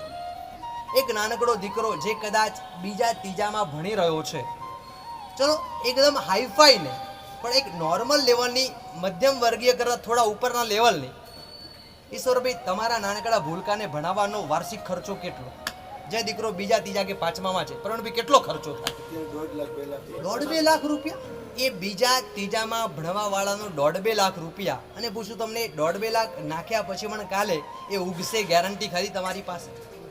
ખરેખર આજે જો શ્રુત પૂજાનું કર્તવ્ય છે ને, એક પ્રભુના શાસનમાં થયેલા શું શ્રાવક, ભલે કદાચ એ પાટ ઉપર નથી આવ્યા, પણ બહુ પ્રેમથી એમનું સ્મરણ કરવાનું મન થાય. નામ સાંભળ્યું છે ધનજી સુરા? ધનજી સુરા પાછળવાળા શ્રાવકો નામ સાંભળ્યું છે? પ્રભુના શાસનને મહોપાધ્યાય યશો વિજયજી મહારાજ મળ્યા, એ પાછળ આ ધનજી સુરાનો હાથ છે. એક ધનજી સુરાએ નિર્ણય લીધેલો, આવા પ્રતિભા સંપન્ન મહાત્મા, સાહેબ આપ અહીંયા ગાણામાં બેઠા રહેશો, ભણીને આગળ વધશો કેવી રીતે? આપ જાઓ કાશી, ભણવા માટે જાઓ, કાશી જાઓ. ત્યાં ગયા પછી પંડિતોનો જે ખર્ચ થાય એ ખર્ચનો સંપૂર્ણ લાભ મારા તરફથી છે. એક ધનજી સુરા પ્રભુના શાસનના આવા શ્રાવક બન્યા, ત્યારે આ શાસનને મહોપાધ્યાય યશો વિજયજી મહારાજ મળ્યા છે. ક્યારેક ક્યારેક તમને મન થયું ખરી, તમે જે ગુરુ ભગવાનને ગુરુ તરીકે માનો છો, એ ગુરુ ભગવાન પાસે વિશાળ સંખ્યામાં સાધુ સાધ્વીજી ભગવંતોની પરિષદા છે. તમે ક્યારેક તમારા જે બીજા ત્રીજામાં ભણવાવાળા દીકરા દીકરી પાસે બહુ પ્રેમથી કચાશ કરવા ટ્રાય કરો તો એ 1.5-2 લાખ રૂપિયા ખર્ચાઈ જતા હોય. ક્યારેક જઈને ભગવાન જેવા મહાત્માને ગુરુ ભગવંતોને વિનંતી કરો, સાહેબ સાધુ સાધ્વીજી ભગવંતોને ભણાવવા માટે બિલકુલ સંકોચ વિચારણા નહીં કરતા. બની શકે તમારા કદાચ 25-50 લાખેક રૂપિયા નાખ્યા એ મહાત્મા એ પંડિતજી જોડે ભણશે ને, હું તમને ગેરંટી આપું, આવતીકાલે એ ભણેલા મહાત્મા પાઠ ઉપર બેસશે અને એ જ મહાત્મા સંઘનું સુચારુ રીતે સંચાલન કરશે. આજે પણ મને આ શ્રુત પૂજા દરમિયાન મારા ગુરુદેવ પૂજ્યવત રાજેન્દ્ર સુરેશ્વરજી મહારાજ યાદ આવે. નાનકડી મારી ઉંમર, જે ભણાઈને એમણે તૈયાર કર્યા છે, કોઈ ફિગરની વિચારણા નથી કરી. તારે ભણવું છે ને, કાશીના પંડિતો આવશે, હજારો લાખો રૂપિયાના ખર્ચા થશે, પૈસાની બાબતમાં તમે નિશ્ચિંત રહો, તમે ખાલી ભણવાના કામ કરો, પાછળની બધી વ્યવસ્થા અમે સંભાળશું. આજે કદાચ અમે જે 2-4 શબ્દ અમારા મંદક સંયોગ અનુસાર બોલી રહ્યા છીએ, એ પાછળ એક ગુરુ ભગવાનનું સુદીર્ઘ દ્રષ્ટિભર્યું માર્ગદર્શન અને તમારા જેવા ઉદાર દિલ શ્રાવકોનો વિનિયોગ છે. એક દીકરા પાછળ 2 લાખ રૂપિયા વેડફેલા સાર્થક નથી થવાના. એક પંડિતજી પાછળ મૂકેલા સાધુ સાધ્વીજી ભગવાનને ભણાવેલા આપેલા આજે પણ ક્યારેક ક્યારેક ખબર પડે ને, ઓલરેડી પંડિતોની સંખ્યા ઘટી રહી છે, એમાં પંડિતોનું ઇનડાયરેક્ટલી શોષણ થઈ રહ્યું છે. સમજાય છે મારો શબ્દ? ક્યાં પગાર કટ કરવાની વાત, આ ભૂલકાઓ આગળ આવશે કેવી રીતે? જે પંડિતજીઓ સાધુ સાધ્વીજી ભગવંતોને ભણાવે ને, આમ રિસ્પેક્ટ સાથે સેલ્યુટ કરો એમને. મારા શાસનને આગળ લઈ જનાર એવા મહાત્માઓને તમે ભણાવી રહ્યા છો. આજે નિર્ણય કરજો આટલો ખાલી. કોઈક મહાત્મા ભણતા હોય ને, એ ભણવાનો લાભ મારે લેવો છે, કારણ કે આ શાસન એ મહાત્માઓથી આગળ ચાલવાનું છે. શ્રુત પૂજા પૂછું તમને, અહીંયા જેટલા પણ બેઠેલા છે, 1-2 જણા મળશે મને ગેરંટી છે નાની, એવા કેટલા ઘર છે જેમના ઘરે આજે પણ ટીવી આવેલું નથી? નંબર 2, એવા કેટલા ઘરો જેમના ઘરે ફ્રીજ નથી? 1 મિનિટ માટે ઊભા થઈ જાઓ. ચલો નંબર 3, હવે બેસી જાઓ બધા. એવા કેટલા સુશ્રાવકો છે જેમના ઘરે મિનિમમ 500 પુસ્તકની લાઇબ્રેરી છે? 500 પુસ્તકની લાઇબ્રેરી કદાચ 100 વાળા તો હજી મળશે, પણ 500 પુસ્તકો. એક આજે તમને નવો દ્રષ્ટિકોણ આપું. અહીંયા બેઠેલા પાલની એવી સરસ મજાની પાવન ભૂમિ, હું ચેલેન્જ સાથે એક પણ ઘર એવું નહીં હોય જે ઘરે મહાત્માનો ક્યારેય લાભ ના મળ્યો હોય. ક્યારેક ને ક્યારેક મને કેવા વાળા મળે, સાહેબ એક પણ દિવસ ખાલી ના જાય ત્યારે અંતર જાણે ઉલ્લસિત થતું હોય એવું લાગે. સુપાત્ર દાનનો લાભ લેનારા શ્રાવકો બહુ બધા છે. તમે ખાલી આજે ખરેખર જો શ્રુત પૂજાનું તમારે કર્તવ્ય કરવું છે ને, યા 100 પુસ્તક નહીં હોય તો કમસે કમ 25 પુસ્તક લાવી શકશો? 25 પુસ્તક લાવી શકશો ખરા? નંબર 2, ન હોય તો 25 પુસ્તકો તમે મંગાવી દો. ગુરુ ભગવંતો કોઈ પણ મહાત્મા દ્વારા લીખેલી 25 પુસ્તકો તમારા ઘરે લાવીને સરસ મજાના નાનકડા કબાટની અંદર સજાવીને રાખો. કાચ હોય, કાચ દ્વારા બહારથી દેખી પણ શકાય. તમે છે ને અહીંયા બેઠેલા બધા જ સુપાત્ર દાનનો લાભ ક્યારેક ને ક્યારેક લેતા જશો, લો છો. એની અનુમોદના આની સાથે એક નવો આઈડિયા આપું તમને. શ્રુત પૂજાને સેન્ટરમાં રાખીને જ્યારે મહાત્મા તમારા ઘરે વરવા માટે પધારે ને, ભાગ્યશાળી વિનંતી કરો, સાહેબ મારા ઘરે 500 પુસ્તકની લાઇબ્રેરી છે, મારા ઘરે 25 પુસ્તકની લાઇબ્રેરી. સાહેબ આપ દ્રષ્ટિ કરો, મારા પૈસાથી ખરીદીને હું પુસ્તક લાવ્યો છું. આ 25 પુસ્તકમાંથી આપને કોઈ જો પુસ્તકનો ખોફ હોય ને તો એ પુસ્તકનો આપ લાભ મને આપો. કદાચ મહાત્માના પાત્રમાં ગયેલી એકાદ રોટલી સાંજે એનું વિસર્જન થઈ જવાનું છે, અને એક મહાત્મા તમારા ઘરેથી પુસ્તક લઈને ગયા, એ મહાત્મા ક્યાંક પુસ્તકનું વાંચન કરશે, મહાત્માને સારો પદાર્થ લાગશે, એમની ડાયરીમાં નોટ કરશે, અને મહાત્મા જ્યાં જ્યાં પ્રવચનમાં એ પદાર્થ લેશે, બોલો તમને લાભ મળે કે ના મળે? આજ સુધી ગોચરીની વિનંતી તમે બહુ બધી વાર કરી, સાહેબ મને પુસ્તકનો લાભ આપો. કેટલા શ્રાવકે મહાત્માને વિનંતી કરી? ક્યારેક મહાત્મા પાસે જાઓ ને, સાહેબ આપને જે પુસ્તકો વાંચવા હોય, ખરીદવા પડે તો ખરીદીને મંગાવી દો, લાભ મને આપજો. સુપાત્ર દાન કરતા પણ અપેક્ષાએ શ્રુતદાનનો લાભ આના કરતા પણ વધારે મોટો છે. તકલીફ ક્યાં તમારી? ઘરે પુસ્તક આવે, સાહેબ આસાત ના થાય. ટીવી દેવતા બેઠા હોય તો આસાતના ના થાય. આટલા મોટા રાક્ષસ જેવા ફ્રીજ દેવતા બેઠા હોય તો આસાતના ના થાય, અને એકાદ નાનકડી પુસ્તક રાખવી તો તમને આસાત ના થાય. આવું સરસ મજાના શ્રુત પૂજાના અલગ અલગ કર્તવ્ય આપણે જોવા જેવા છે. આજે એવા મહાત્માને યાદ કરવા છે. ખરેખર એમણે કદાચ શ્રુત પૂજાને કેન્દ્રમાં રાખીને જે બેનમૂન જીન શાસન ઉપર ઉપકાર કર્યો છે, કદાચ એ ઉપકારથી હું પોતે પણ લાભાન્વિત થયો છું. એવા એ મહાત્મા 1947 એની પહેલા મહાત્મા પંજાબની અંદર હતા, લાહોરમાં.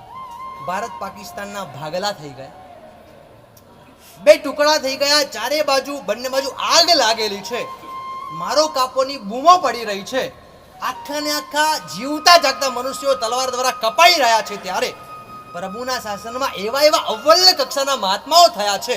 આજના દિવસે એમને યાદ ના કરીએ ને કદાચ બહુ મોટો અન્યાય કહેવાય. પૂજ્યપાદ આચાર્ય ભગવાન શ્રી વલ્લભ સુરેશ્વરજી મહારાજ 1947માં પંજાબમાં હતા, ભારતના ટુકડા થઈ ગયા. આ બાજુ એક એક વ્યક્તિ જાય છે, કાપી કાપીને ભારતમાં મૂકવામાં આવે છે. મહાત્મે આખા સંઘને એકઠો કરી દીધો. મારા સંઘના એક પણ સભ્યને કોઈ તકલીફ ના પડવી જોઈએ.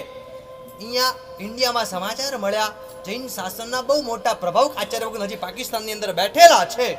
અહીંથી સ્પેશિયલી ત્યાં સમાચાર ગયા, સાહેબ આપ પધારો, આપને અમે લઈને આવી જઈએ. સ્પેશિયલી પૂજ્યપાદ વલ્લભ સુરેશ્વરજી મહારાજને પાકિસ્તાનથી ભારતમાં લાવવા માટે ફ્લાઇટ મોકલવામાં આવી. ચાલીને કોઈ શક્ય નહોતું કે આ મહાત્મા કપાઈ જાય, ખબર ના પડે, અપવાદ. ગુરુ ભગવંતો જે નિર્ણય લે આ એરિયા પચવાયમ જાણતી. ઇન્ડિયાથી પાકિસ્તાન ફ્લાઇટ જાય છે. મારા તમારા જો કદાચ સ્વાર્થી હોય ને, જેનું જે થવું હોય તે થવા દો, આપણે એકલા બેસીને કદાચ આવી પણ જઈએ. આ પૂજ્યપાદ વલ્લભ સુરેશ્વરજી મહારાજ એવા સેલ્ફિશ નહોતા, સંઘપ્રેમી હતા, શાસન પ્રેમી હતા. એમણે બહુ પ્રેમથી સરકારને નિવેદન કરી દીધું, મારા સંઘના જેટલા પણ સભ્ય છે, જ્યાં સુધી એક પણ સભ્ય ઇન્ડિયા આવવાનો નિર્ણય ના થાય ત્યાં સુધી હું આવવા માટે તૈયાર નથી. આ સંઘ પ્રેમ છે. એક મારા સંઘના સભ્યને આટલી પણ તકલીફ ના પડવી જોઈએ. સંઘના સભ્યો વિનંતી કરે, સાહેબ આ પધારો, નહીં જઈ શકાય. આવેલી ફ્લાઇટ પાછી ઇન્ડિયા આવી, પાછા કેટલાક દિવસો નીકળ્યા. 1947 15 ઓગસ્ટે ભારત આઝાદ થયું. પાકિસ્તાન ભારતના ટુકડા થઈ ગયા. પછી લોહિયાળ યુદ્ધ ચાલી રહ્યું છે. બરોબર 26મી સપ્ટેમ્બરે ફરી સરકાર, ભારત સરકાર તરફથી વારંવાર આગ્રહપૂર્વક વિનંતીથી બરોબર પ્રસ્તાવ મૂકવામાં આવ્યો, અને એક સાથે બરોબર લાહોરથી અમૃતસર, લાહોર કેમ્પની અંદર ગુજરાનવાલાની અંદર પૂજ્યશ્રી બિરાજમાન હતા. એક બે નહીં, ટોટલ 17 ટ્રક સાથે મહાત્મા ગુજરાનવાલાથી લાહોરની અંદર પધારે છે. મહાત્માનો બહુ પ્રોપર નિર્ણય. વચ્ચે અમારો આખો સંઘ હશે, અમે ચાલતા ચાલતા જઈશું. અમારી આગળ જ્યાં એમના સ્થાનથી ગાડીઓ આવેલી ત્યાં સુધી પહોંચવાનું છે, ત્યાં સૌથી પહેલા મારા સાધ્વીજી ભગવંતો હશે, એની આગળ શ્રાવક હશે, વચ્ચે અમારા શ્રાવિકાઓ હશે, અને છેલ્લે સૌથી છેલ્લે હું ચાલતો હોઈશ. મારી આંખ સામે મારો આખો સંઘ નીકળવો જોઈએ. આખો સંઘ એક બે નહીં, 17 ટ્રક દ્વારા ગુજરાનવાલાથી લાહોર અને લાહોરથી પછી અમૃતસર લાવવામાં આવે છે. ઘટના એવી ઘટી, સાહેબે કેટલાય વર્ષોની મહેનત કરીને અલગ અલગ 27 ગામના ભંડારો ભેગા કરીને લાહોરની અંદર બહુ મોટો જ્ઞાન ભંડાર બનાવેલો. લગભગ કદાચ હું ભૂલતો ના હોઉં તો મિનિમમ 20,000 થી વધારે મેન્યુસ્ક્રિપ્ટ હસ્તપ્રતો ત્યાં હતી. કંઈક 500 વર્ષ જૂની, કંઈક 700 વર્ષ જૂની આટલી પ્રાચીન હસ્તપ્રતો. લાગે જાણે આપણા પ્રભુના શાસનનો વારસો ઠલવાયેલો હોય. એ વખતે સાહેબે તત્કાલ નિર્ણય લઈ લીધો. જે તે સમયે અહીંયા જ્યાં જ્ઞાન ભંડારની લગભગ 56 જેટલી પેટી, એટલી મજબૂત પેટી પેક કરીને 56 પેટીઓ પેક કરી દીધી. કોઈ દુષ્ટ વ્યક્તિની નજર આની ઉપર ના પડે અને બરોબર 17 પેટીને પ્રોપર સેટ કરીને ચારે બાજુ દિવાલથી ચણી. દિવાલ ચણાઈને લઈ લીધી. અત્યારે લાવવું હાથમાં નથી. ભારત ગયા પછી ફરી આખો વારસો ભારત લાવવા માટે મહેનત કરીશું. સાહેબ પોતે સકળ શ્રી સંઘ સાથે ઇન્ડિયા પધારી જાય છે. નિરંતર પ્રયાસ જારી છે કે વહેલી તકે મારા પ્રભુના શાસનનો વારસો જે પાકિસ્તાનમાં પડેલો છે એમના માટે કદાચ કાગળ છે એ લોકોની નજર બગડતો બાળી પણ નાખે તેવા છે. આ સહન ના થાય તેવું પૂજ્યપાદ વલ્લભ સુરીશ્વરજી મહારાજ એટલા બધા પ્રયાસો, એટલા બધા પરિશ્રમો કર્યા, છેવટે નિર્ણય નહીં લેવાયો. એ બરોબર 4થા વર્ષે ગુરુ ભગવાન કાળધર્મપાલ, કેટલાક સંઘના અગ્રણીઓ પ્રભુના શાસનને વારસાને સાચવવા માટે એટલા બધા સચિંત છે. ગંભીર શ્રાવકો એટલો બધો પ્રયાસ કરે છે તો નિર્ણય નથી આવતો. કઈ રીતે વાતાવરણ શાંત પડે અને ત્યાંથી અહીંયા લાવવામાં આવે. સમયાંતરે આખું તેનું વાતાવરણ બદલાઈ ગયું. જે મંદિરો હતા મસ્જિદમાં રૂપાંતરિત થઈ ગયા. જે ઘરો હતા એ મુસલમાન ઘરો એને બનાવી દીધા પોતાના ઘરો. આખી નાખી સોસાયટીઓ ચેન્જ થઈ ગઈ. હવે પ્રભુનો વારસો આવશે કેવી રીતે? પણ ભલે ગુરુ ભગવંત ગયા, એમના શ્રાવકો એવા સંનિષ્ઠ બેઠેલા છે. છેવટે બરોબર 19 વર્ષ પછી પરમિશન મળે છે, હવે તમે ત્યાં જાઓ અને ત્યાંથી જે મળે તે લઈને આવો. મને જવાબ આપો, 19 વર્ષ પછી હવે શક્ય છે ખરી? શ્રાવકો મારી અને તમારી જેમ હતાશ થાય એવો નથી. એકવાર પ્રયાસ તો કરવા દો. આખરે જૈન ધર્મનું એક ડેલિગેશન બરોબર પ્રોટેક્શન સાથે પાકિસ્તાન પહોંચે છે. પહોંચ્યા પાકિસ્તાન, જે જગ્યાએ પહોંચે આખું વાતાવરણ બદલાઈ ચૂક્યું છે. સોસાયટીઓ બદલાઈ ચૂકી છે. જે જગ્યાએ જ્ઞાન ભંડાર હતો બધા જ સ્થાનો તોડીને ત્યાં મોટી શાકભાજી માર્કેટ બનાવવામાં આવી. ભાગ્યશાળી એક વડીલ વૃદ્ધ ચાલતા ચાલતા ત્યાં પહોંચ્યા. ત્યાં પહોંચીને નજર પડી, આ કંઈક દિવાલ એ લાગે છે. એ દિવાલ પાછળ મારા પ્રભુનો વારસો જ્ઞાન ભંડાર હોવો જોઈએ. ઈશારાથી નિર્ણય કર્યો. પોલીસ પ્રોટેક્શન ચોક્કસ સાથે હતું. તત્કાલ નિર્ણય લેવાયો. આખી શાકભાજી માર્કેટ 1 કલાકની અંદર ખાલી કરી દેવામાં આવી. જેવી શાકભાજી માર્કેટ આખી ખાલી થઈ, આખું વાતાવરણ ત્યાંના સ્થાનને પોલીસો સાથે ઘેરી લેવામાં આવ્યું. નજર કરી લગભગ તો આ જ દિવાલ હોવી જોઈએ અને એ જ ક્ષણે આખી દિવાલ તોડવામાં આવે છે અને દિવાલ તૂટે છે ત્યારે અંતર આનંદથી ઉલ્લસિત થાય છે. 19 વર્ષ વીત્યા પછી આજે પણ એ 56 પેટી ત્યાંની ત્યાં પડેલી હોય છે અને સરકારના પ્રોપર પ્રોટેક્શન સાથે એક પાકિસ્તાનના ગવર્મેન્ટ ખબર પડી આ વારસો લઈ જઈ રહ્યા છે, ત્યાં સરકાર તરફથી પૂરેપૂરા અટકાવવાનો ટ્રાય કરવામાં આવ્યો. પણ ઇન્ડિયાના ગવર્નર અને પાકિસ્તાનના ગવર્નર બંને બરોબર મિત્ર હતા. લાલભાઈ કસ્તુરભાઈએ પ્રોપર રિક્વેસ્ટ કરીને બાય ફ્લાઇટ આખો વારસો ઇન્ડિયાની અંદર લાવવામાં આવ્યો. આજે પણ કદાચ દિલ્હીની અંદર જાઉં ને, વિજય વલ્લભ સ્મારકના નામે એ 20,000 મેન્યુસ્ક્રિપ્ટ દિલ્હીની અંદર રાખેલી છે. ક્યારેક દિલ્હી જાઓ, બીજું કંઈ જોવા માટે જાઓ કે ના જાઓ, લાલ કિલ્લો જોવા માટે જાઓ કે ના જાઓ, મારા પ્રભુનો વારસો ત્યાં છે, દર્શન કરવા માટે જજો. એ હસ્તપ્રતનો ઉપયોગ મારે પણ ક્યારેક સંશોધન કાર્ય ચાલતું ત્યારે મેં પણ એનો લાભ લીધો છે. ત્યારે એ લાભ લેતી વખતે પૂજ્યપાદ વલ્લભ સુરીશ્વરજી મહારાજ કેવા સંઘર્ષો કરીને આ શાસનના વારસાને સુરક્ષિત રાખ્યો છે. આવા મહાપુરુષ જેમણે શ્રુત રક્ષાનું કાર્ય, મહત્તમ શ્રુત પૂજાનું કાર્ય શ્રુત રક્ષા દ્વારા કર્યું. આજના પાવન દિવસે આચાર્ય વગુ શ્રી વલ્લભ સુરીશ્વરજી મહારાજના ચરણમાં નતમસ્તકે વંદના કરીએ. તો સાથે સાથે આપણા શ્રી સંઘના સ્થાપક ગુરુ ભગવાન પૂજ્યપાદ આચાર્ય વગુ શ્રી મુનિચંદ્ર સુરીશ્વરજી મહારાજ ક્યારેક છે ને અહીંયા નીચે દાદાના દર્શન કરવા માટે તમે જતા હશો. ઉપર ગુરુ ભગવાન બિરાજમાન હશે, ગુરુ ભગવાનને વંદન દર્શન કરવા માટે જતા હશો. ક્યારેક મન થાય ને બરોબર આના ઉપર બહુ મોટો જ્ઞાન ભંડાર છે, ક્યારેક જ્ઞાન ભંડારના દર્શન કરવા માટે જો મહાત્માએ કેટલી મહેનત કરીને એવો સરસ મજાનો જ્ઞાન ભંડાર સમૃદ્ધ કર્યો છે. મારા પ્રભુના મહાત્માઓ જ્યારે એમને કાર્ય કરો ત્યારે પુસ્તક વાંચવું હોય, ગ્રંથ વાંચવો હોય, આગમ વાંચવા હોય, આપણા ભંડારમાંથી મળે એવી સુચારી વ્યવસ્થા. કેટલી પુસ્તકો હશે? લગભગ 30,000થી વધુ પુસ્તકો આપણા ભંડારની અંદર સમાવેલી છે. ક્યારેક આ દર્શન કરશો ને તો એ શ્રુત પૂજાનું તમારું કર્તવ્ય સાર્થક થયેલું ગણાશે. તો કમસે કમ ઘણા બધા આદર્શો તમને શ્રુત પૂજાને કેન્દ્રમાં રાખીને આપ્યા. આટલો નિર્ણય કરજો, મારે પણ કંઈક ને કંઈક શ્રુત પૂજાનું કાર્ય કરવું છે. સાંપ્રત સમયના આચાર્ય ભગવાન શ્રી મુનિચંદ્ર સુરેશ્વરજી મહારાજ એવા જ્ઞાનના પથિક રસિક મહાત્મા, સંશોધન કાર્યની અંદર વ્યસ્ત થયેલા મહાત્મા, એટલા બધા અનેક સંશોધન ગ્રંથો તેમણે શ્રી સંઘને ભેટ આપ્યા છે. એવા આચાર્ય ભગવાનના ચરણોમાં પણ આજે નતમસ્તકે વંદના કરીએ. તો એક બહુ યુવા મહાત્મા, અતિશય નાની વયના, કદાચ 80-90 વર્ષની ઉંમર થાય ને તો એ 100 પુસ્તકો પણ લખવી અઘરી લાગે, ત્યારે એ મહાત્મે હજી કદાચ 45 વર્ષ પણ આગળ વધાર્યા નથી અને ટેલ ટોડે આજ સુધી મિનિમમ 700થી વધારે પુસ્તકે મહાત્માએ લખી છે. અને વધારે આશ્ચર્ય ત્યાં થાય, એ 700 પુસ્તકમાં એક પણ સ્થાને એ લેખક તરીકે એમણે પોતાનું નામ આપ્યું નથી. એવા ઉમરા સંઘમાં બિરાજમાન પાવાગઢ આંદોલનના મસીહા જે મહાત્મા હતા, એવી દીર્ઘદ્રષ્ટિ આજના યુવા મહાત્માઓ માટે ખરેખર જે મહાત્મા આદર્શ સ્વરૂપ છે, એવા પૂજ્યપાદ જીનપ્રેમ વિજયજી મહારાજના ચરણોમાં પણ શ્રુત પૂજાને કેન્દ્રમાં રાખીને નતમસ્તકે વંદના કરીએ. તો આવું સરસ મજાનું શ્રુત પૂજાનું કર્તવ્ય, જેને પણ આપણે આપણા જીવનની અંદર આગળ વધારવાનો પ્રયાસ કરીએ. નંબર 6 મહાપૂજા, નંબર 7 નંબર 8 શ્રુત પૂજા, નંબર 9 ઉદ્યાપન, નંબર 10 તીર્થ પ્રભાવના, નંબર 11 આલોચના. ઉજવણાનો સરસ મજાનો આદર્શ આપણે આપણા જીવનમાં લાવીએ. ગઈકાલે કીધું એટલે પદાર્થને વધારે વિસ્તૃત નથી કરો, પણ જ્યારે જ્યારે આપણા માટે કંઈક લાવીએ ને ત્યારે સંઘ માટે, મારા દાદાના દરબાર માટે, મારા મહાત્માઓનો લાભ મળે. કદાચ તમે તમારા ઘરના વાસણોની ખરીદી કરવા માટે જાઓ, એક 2-5 હજાર 10 હજારમાં પાત્રનો સેટ હોય, પાત્રનો સેટ ઘરે દર્શન કરવા માટે લાવવાનું મન થાય ખરી? કેટલા ઘર હશે જેમના ઘરે આખી ને આખી દીક્ષાની કીટ હોય? કેટલા ઘર? કમસે કમ જેને ઉજવણું છે ને તમને આટલો આદર્શ આપું, કદાચ મારા સામે બહુ ખર્ચો નહીં થતો હોય, વધુમાં વધુ 15-20 હજાર, કેટલામાં આખી કીટ, સાધુ સાધ્વીજી ભગવંતોની દીક્ષાની જે કીટ આવે ને, ઓગો છે અણમોલો અલગ વાત છે, પણ તમારા ઘરે દર્શન કરવા માટે આખી કીટ રાખો, 2 મોટા લાભ થાય.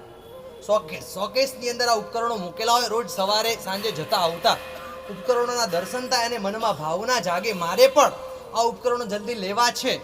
અને એની સાથે સાથે તમારા શ્રાવિકાને ઉપકરણની કીટના રોજ દર્શન કરાવજો, કે જે દિવસે ઝઘડો કરીશ ને હું પહેરીને નીકળી જવાનું છું. અમારા બા મહારાજને મળવા માટે ગયેલા, બીમાર હતા, સાદા પૂછવા માટે ગયેલા, અને એ જ વખતે બરોબર નાનકડું છોકરું બા મહારાજની આગળ નીચે હતું. એટલે મેં કીધું કે આ મને કે હાથમાં લો. કીધું છોકરો છે કે છોકરી? મને કે છોકરો છે, વાંધો નથી. એ છોકરાને હાથમાં લીધું, કાનમાં નવકાર સંભળાવ્યો. કદાચ મેં અડધો કલાક જો એમની પાસે બેઠા છું, બીમાર હતા, સાતા પૂછવા માટે ગયેલા, છોકરો નીચે શાંતિથી રમતો હતો. બહુ સારું લાગ્યું. મેં પૂછ્યું કે આ છોકરો એની મમ્મી નથી, એકલો કેવી રીતે રહે છે? પ્રભુના શાસનને પામેલી શ્રાવિકા કેવી હોય? મમ્મી મહારાજે બહુ સરસ વાત કરી કે અમે જે અત્યારે બિલ્ડિંગમાં સોસાયટીમાં રહીએ છીએ, હમણાં કદાચ દીકરાને જન્મ લીધાને 6 મહિના થયા છે. જ્યારે મમ્મીને એવું લાગે કે દીકરો 1-2 કલાક હવે રે એમ વાંધો નથી, એને દૂધ વગેરે પીવડાવી દીધું છે, શાંતિથી રહી શકે છે, એટલે અડધો કલાક રમવા માટે અમારા ઉપાશ્રયમાં મૂકી જાય. છોકરો છે એટલે અડીએ નહીં, પણ ધીરે ધીરે કાનમાં નવકાર સંભળાવીએ. અડધો કલાક થાય એટલે મમ્મી પાછી લેવા માટે, આમ દિવસના 3-4 કલાક એક નાનકડા દીકરાના ઉપાશ્રયમાં પસાર થાય. સમજાય છે? એક શ્રાવિકા કેવો સરસ મજાનો આદર્શ આપે છે. બાળપણથી દીકરો દીક્ષા લે કે ના લે 2 નંબરની વાત છે, પણ નાનકડો આદર્શ પણ આ દીકરા દીકરીને આપવામાં આવે. બચપનથી આ સાધ્વીજી વગરના સાધુ ભગવાનના વાતાવરણો તે ઉછરેલો હોય, આ પોઝિટિવ એન્વાયરમેન્ટ એને મળેલું હશે ને, 100% એ દીકરો એ દીકરી સંસ્કારી બનશે. તો આજુબાજુમાં ચારે બાજુ સરસ મજાના ઉજવણાનો આવા આદર્શો આપણે રાખવા જોઈએ. તમારા ઘરે ક્યારેક મહાત્મા પધાર્યા, તમારી ભાવદારા છે, મારે ગોચરી વરાવી છે, પણ મહાત્મા પાસે પાત્રા જ ઓછા છે, તો તમારા ઘરે પાત્રું પૂંજીને મહાત્મા પડિયાલ કરીને લાભ મળે કે ના મળે? નિર્દોષ પાત્રનો લાભ ક્યારેક મહાત્મા વરવા માટે આવ્યા, અરે ક્યારેક મહાત્મા વરતા હાથમાંથી તરફણી પડી ગઈ, મહાત્માની તરફણી તૂટી ગઈ, તમારા ઘરે હોય તો તમને લાભ મળે કે ના મળે? કદાચ શક્યો અને આજે આટલી ભાવના રાખો, આખી દીક્ષાની કીટ મારે મારા ઘરે રાખવી છે. કોઈક મહાત્મા મળે તો લાભ પણ મળે, ના હોય તો મહાત્માના દર્શનનો રોજ ઉપકરણનો પણ લાભ મળે. આવી ભાવના સાથે સરસ મજાની ઉજવણાની ધારા પણ આપણે સમજવા જેવી છે. મુંબઈના એક ભાઈ થઈ ગયા, બહુ મસ્ત આદર્શ એમણે સમાજને આપ્યો. લગભગ પર્યુષણમાં જ્યારે ઉજવણાની વાત આવે ને, ત્યારે હું શ્રાવકોને શ્રી સંઘને સૂચન કરું, અગર તમારા ઘરે દીકરી છે ને, તો આ ઉદાહરણ ખાસ ધ્યાનથી સાંભળી લેજો. દીકરીના લગ્ન બાકી છે તોય, દીકરીના લગ્ન થઈ ગયા છે તો એટલા માટે એ જ અવિઘ્ન પાર્કની અંદર ભાગ્યશાળીએ ઘર દેરાસર બનાવ્યું. 35મા માળે ઘર દેરાસર. એમના ઘર દેરાસરની પ્રતિષ્ઠા માટે અમે ગયેલા. ને પછી નાનકડા એવા સરસ મજાના અંતરામ આનંદથી ઉલ્લસિત એવા સમાચાર મળ્યા. એમના દીકરાના લગ્ન હતા. સામેના ઘરેથી ખીવાનદીની દીકરી ખીવાનદીના ઘરે જ લગ્ન કરીને આવી રહી હતી. સગાઈ વગેરેના નિર્ણય લેવાઈ ગયા. લગ્નના દિવસો આવી રહ્યા છે અને એ દિવસે તમારી પરિભાષામાં દીકરીને આણું આપવામાં આવે ને, બહુ મોટું આણું તો ઠીક છે, એ સામાજિક વ્યવહાર છે, પણ આણા સાથે જે ખીવાનદીની દીકરી પરમ સુશ્રાવક અનિલભાઈના ઘરે આવી રહી હતી, એક સરસ મજાની નાનકડી ફ્રેમ લઈને આવી. એ ફ્રેમની અંદર બહુ સરસ શબ્દો લખ્યા હતા કે બેટા, આણામાં ઘણું બધું તને સંસારી આપીએ છીએ, એ તો કદાચ તારા સંસારમાં અભિવૃદ્ધિનું કારણ બનશે, પણ આજે મને તને આણામાં બીજું કંઈક આપવું છે. એ ભાગ્યશાળીએ બરોબર, કદાચ તમે રાજસ્થાન ગયા હો તો જવાઈબંજ નામ સાંભળ્યું છે, રેલવે સ્ટેશન જવાઈબંજ. એ જવાઈબંજ રેલવે સ્ટેશનની પાસે જ એક વિશાળ શિખરબદ્ધ જિનાલય હતું. આખું જિનાલય સ્વદ્રવ્યથી નિર્માણ કરાવ્યું. આદેશ પોતે લઈ લીધો, સ્વદ્રવ્યથી નિર્માણના દિવસો શરૂ થઈ ચૂક્યા છે.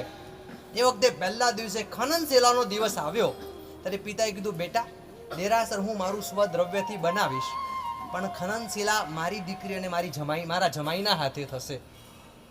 મારા પ્રભુની પ્રતિષ્ઠા તમારા હાથે થશે. અને એના કરતાં વધારે આનંદની વાત, જે દિવસે આખા જિનાલયની પ્રતિષ્ઠા થઈ જશે, પ્રતિષ્ઠા થયા પછી એની જે ધ્વજા કરવામાં આવશે, મારી દીકરીને સંસારી બહુ બધી વસ્તુ આપું છું, પણ સાથે સાથે આ જીવન ધજા આણામાં હું દીકરીને આપું છું. પ્રતિષ્ઠા પછી જે ધ્વજા ચડાવવામાં આવશે, એ ધ્વજા હું નહીં ચડાવું, મારી દીકરી ચડાવશે, મારા જમાઈ ચડાવશે, એના સંતાનો ચડાવશે, કારણ કે આ ધજા મેં મારી દીકરીને આણામાં આપેલી છે. એવી સરસ મજાની નાનકડી ફ્રેમ, એ ફ્રેમની મેં કોપી પણ રાખેલી, એ ભાઈ પાસેથી સ્પેશિયલ મંગાવેલી. હવે જુઓ ઘટના કેવી રહ્યો, જે શુભ ભાવ સાથે તમે સારા કાર્યો કરો જ છો ને, ક્યાંક ને ક્યાંક એનું રિઝલ્ટ મળે જ છે. એક દીકરી પિયર પક્ષથી સસુર પક્ષે આવી, આણામાં ધજા લઈને આવી. એ ભાઈને પણ એવી સરસ મજાની ભાવના જાગી, બહુ ધનાઢ્ય શ્રીમંત છે. પછી આગળ એમણે ગિરનારની અંદર સ્વદ્રવ્યથી જિનાલયનું નિર્માણ કર્યું. આજે પણ લગભગ ગિરનારમાં એ જિનાલય છેક પરાકાષ્ઠાના દિવસોમાં હશે, મે બી 1-2 વર્ષની અંદર પ્રતિષ્ઠા પણ એની થશે. એ ભાઈની હવે એક દીકરી લઈને આવી. ભાઈ પછીની નાની બહેનના લગ્ન થાય છે ત્યારે એ ભાઈ અનિલભાઈ બીજી ફ્રેમ તૈયાર કરે છે કે મારે મારી દીકરીને આણાની અંદર ધજા આપવાની છે. સમજાય છે? બીજું બધું કદાચ સંસારની અભિવૃદ્ધિ કરનારું ઘણું બધું તમે આપશો, પણ એક દીકરી, હજી કહું, રાજસ્થાનની અંદર કદાચ એ ધજાના ચડાવવા કરોડોમાં જતા હોય. આપણા ગુજરાતના ક્યાંક નાના ગામો હોય, ક્યાંક નકારામાં લાભ મળે કે ના મળે. મે બી આજે એક ભાવના ભાવ, જો ઘરે જો નાની દીકરી છે તો દીકરી મોટી થઈ રહી છે, તો મારી દીકરી મોટી થાય, ક્યાંક કોઈ ગુરુ ભગવાનને મળીશ, કંઈક આવા અગ્રિમ ટ્રસ્ટીઓને મળીશ. જો નાના નકરામાં મારા બજેટમાં બેસે એવા નકરામાં મને ધજાનો લાભ મળતો હોય તો મારે મારી દીકરીને આ જીવન ધજા આપવાની છે. ભાઈ બહેનના દેરાસરો તો બહુ જોયા, પણ દીકરીને ધજા આપવાનું ઉદાહરણ મેં મારી જિંદગીમાં તમે કોઈ સાંભળ્યું છે ભાઈ? નથી સાંભળ્યું ને? તો આ સમાજમાં લાવવા જેવું કર્તવ્ય છે. ધજા એક દીકરીને લઈને આપવાની. સંસારના ભલે બધા કાર્યો થાય, દીકરી પણ વિચારશે મારા પિતાએ મને કેવો સરસ મજાનો વારસો આપ્યો છે. આવું સરસ મજાનું ધાર્મિક ઉપકરણોનું કર્તવ્ય, ઉજવણાનું કર્તવ્ય પણ આપણે આપણા જીવનની અંદર લાવવાની ભાવના રાખીએ. આટલો એક નિર્ણય લેજો. ધજા તો કદાચ વર્ષો પછીની વાત હશે. 2 વસ્તુ તમે જેટલી ખરીદી કરો, ભલે સંઘ માટેની, ભલે ઘર માટે નહીં, ભલે દેરાસર માટે નહીં, તમારા ઘર માટે પણ મિનિમમ 1 વસ્તુ ઉપકરણની તમારે લાવવાની છે. આટલું થઈ શકે કે ના થઈ શકે? તમે માની લો કે લાખ રૂપિયાની ખરીદી કરો, તો એ ખરીદીની સાથે સાથે સરસ મજાની ચંદનની 2 દાંડી લો, અને જે સુશ્રાવક અહીંયા તમને લાગે શ્રાવક રોજ ઔષધ કરી રહ્યા છે, રોજ પ્રતિક્રમણ કરે, એમની આરાધનાની અનુમોદના નિમિત્તે ગિફ્ટમાં આપો. ના હોય તો તમારો અહીંયા બેઠેલામાંથી બોલો કોનો ચરવડો ચંદનનો છે, જરા આંગળી ઊંચી કરો. તમારા ઘરે જમવાની થાળી ચાંદીની હોય, આપણો ચરવડો ચંદનનો કેમ ના હોય? તો આવું સરસ મજાનું કર્તવ્ય ઉજવણાનું પણ આપણે ધ્યાનમાં રાખવાનું છે. નંબર 10, તીર્થ પ્રભાવના. 2 રીતે તીર્થ પ્રભાવના થાય. એક તીર્થ પ્રભાવના સ્થાવર તીર્થની, એક તીર્થ પ્રભાવના જંગમ તીર્થ. સ્થાવર તીર્થોની યાત્રા કરવા માટે પાલિતાણા, ગિરનાર, શંખેશ્વર, ત્યાં છરીપાલક સંઘ વગેરે લઈને જઈએ, આ તીર્થ પ્રભાવના છે. તો સાથે સાથે સાધુ સાધ્વીજી ભગવંતોની સરસ મજાની સુચારુ રીતે થતી સેવા, એ પણ તીર્થ પ્રભાવના છે. જે ઘરેથી આવા સરસ મજાના રત્નો નીકળ્યા છે, કદાચ માની લો કે તમે નીચે બેઠેલા છો, તમારા ઘરેથી દીક્ષા થઈ નથી, 2 ખાલી સરસ સૂચન તમને, તીર્થ પ્રભાવના સ્તર ઉપર જઈને કહી શકું. નંબર 1, યા તો ભાવના રાખજો, મારે મારા ઘરથી એકાદ વ્યક્તિને રત્ન તરીકે શાસનને સમર્પિત કરવી છે, મારે રત્ન કુક્ષી માતા પિતા બનવું છે. કદાચ માની લો કે આ કાર્ય ના પણ કરી શકો ને, તો આટલું કાર્ય કરજો. પ્રભુના શાસનમાં એટલા બધા વયોવૃદ્ધ મહાત્માઓ છે, એમાં આ પાલની પાવન ભૂમિ લગભગ સોસાયટી અંદર મહાત્માઓનો લાભ તમને મળતો હોય. એકાદ મહાત્માને શબ્દ કદાચ તમને નહીં સમજાય તો પ્રેમથી કહું ને, તમે તમારા પોતાના મહાત્મા દત્તક મહાત્મા તરીકે લઈ લેજો. એ મહાત્મા વૃદ્ધ થાય ત્યારે એમની દવા વગેરે ટોટલ લાભ હું પોતે લઈશ. એ મહાત્માને કંઈ પણ તકલીફ, સાહેબ આપને મેં મારા હૃદયમાં પ્રતિષ્ઠિત કરેલા છે, આપની સેવા મારે કરવી છે, આપનો જ્યારે જે પણ લાભ મળે આપ મને લાભ આપજો. 11 કર્તવ્યમાંથી 10 કર્તવ્ય આપણે જોયા. પરીક્ષણા પર્વના 2 હૃદય કેવા હોય તો કહી શકાય. એક છે ક્ષમાપના અને બીજું છે આલોચના. પહેલા દિવસે આપણે ક્ષમાપનાનું જોયું, જ્યાં ક્ષમાપના નથી, કરેલો સિદ્ધિ તપ પણ કદાચ કરેલું, માસક્ષમણ પણ કદાચ કરેલો, એકાદ કરોડનો સદ્વ્યય પણ નિરર્થક ગુરવાર થાય છે. સ્વયં ભદ્રબાહુ સ્વામીજી મહારાજ કલ્પસૂત્રના અંતિમ ચરણમાં જણાવી રહ્યા છે, જો સમય તસ્સથી આરાહણા, જો નવ સમય તસ્સ નથી આરાહણા. જે વ્યક્તિ ઉપસમ ભાવને ધારણ કરે એ વ્યક્તિ ખરેખર આરાધક છે. જે વ્યક્તિ ઉપસમ ભાવને ધારણ કરતો નથી એ વ્યક્તિ આરાધક નથી. હવે આપણે આપણું બેરોમીટર માપી લેવાનું કે ઘણું બધું 64 પ્રહરી, પૌષધ ચાહે, સિદ્ધિદપ ચાહે, 16 ઉપાસ ચાહે, 28 ચાહે, માસક ક્ષમણ બધું કર્યા પછી પણ ક્ષમાભાવ નથી આવતો ને, તો જેમ આપણી આરાધના જીરો છે, તેવી જ રીતે પર્યુષણા પર્વને સાર્થક કરવા માટે અંતિમ કર્તવ્ય છે આલોચના. એક સદગુરુ ગીતાર્થ ગુરુ ભગવંત પાસે જઈને હૃદયની ડાયરીને સંપૂર્ણપણે ખુલ્લી કરી દઈએ.